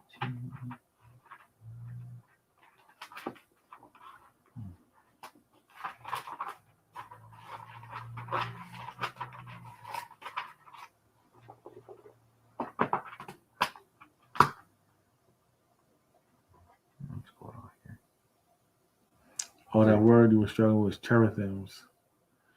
Ecclesiastes 12 and 13, right? Yeah. All right, this is the book of Ecclesiastes, chapter 12 and verse 13. Let us hear the conclusion of the whole matter. You hear the conclusion of the whole matter. Come on. Fear God and keep his commandments, for this is the whole duty of man. Fear God and keep his commandments, for this is the whole duty of man. You so-called blacks, Hispanics, and Native Americans, y'all got to realize, fear God. Don't fear the so-called white man. Don't fear the other heathen. Don't fear the simple Jake on the corner with the gun. Don't fear the Israeli army with the drones and the explosives and the missiles. Only fear God and keep his commandments. And that's your whole duty. The Most High God is going to fight for you. The Most High God is going to make your enemies bend the knee for you. And realize that they are your enemies and don't trust them. Never trust thy enemy, man. We're saying death and destruction to the so-called white man and other nations. Shabbat Shalom, Yasha'Allah. Ariel, you there? Ariella, you there? Cap, you there? Gonna take us out. Kwame Yasha'Allah, we still got next, man. God. Kwame Ashala, we still got next, man. God.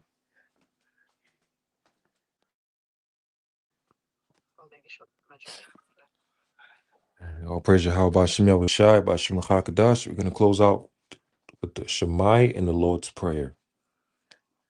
And then a quick reminder, the HOI members, after this we'll be getting on the meeting.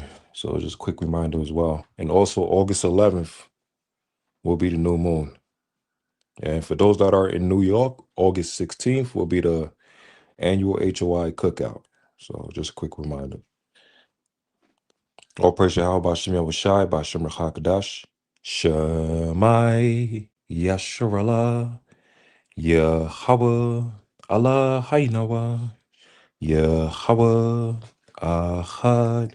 Abinawa Shabashamayim Kodash Haya Shamka Yahweh Malakufka Daba'a Ratazaka Haya Ishaba Rataza Kawa Haya Bashamayim Natananawa Laham Hayuam Wasalach Nawa Habuaf Nawa Kasalach Nawa Habuafi Nawa Walaha Tabiay Nawa Banasayawan Abal Hawashai Nawa Mayan Rai Kaya Laka Hamalakwaf Wahala Watabaraf Lawalamiam Amen. Our Father which art in heaven, hallowed be thy name, thy kingdom come, thy will be done on earth as it is in heaven. Give us this day our daily bread, forgive us our debts, we forgive our debtors, and lead us not in temptation, for thine is the kingdom and the power and the glory forever and ever. Amen. We come to you as well, Yahweh Bashim Yahushua, please watch over the nation of Israel, to guide and protect us, to direct our steps, keep us in the spirit of righteousness, also to guide us to endure for the kingdom of heaven, to bring judgment upon our enemies and those that have oppressed us and the heathens, those that continue to destroy us, those that continue to poison us, those that continue to put us through persecution, Yahweh Bashim Yahushua, to look upon us in our last captivity, and also to show us mercy, and also to rise us up in these last days, to also heal those that are sick, heal those that are in need, also strengthen those that are low in faith in these last days, Yahweh Bashim Yahushua, to strengthen the household with the husbands and wives all throughout the four corners of the earth, of the Israelites, also to watch over us as a people, and also to destroy the sellouts and the traitors and the coons and those that try to go against you in your name and also in your power. The water to Wabai Walam. Amen. God.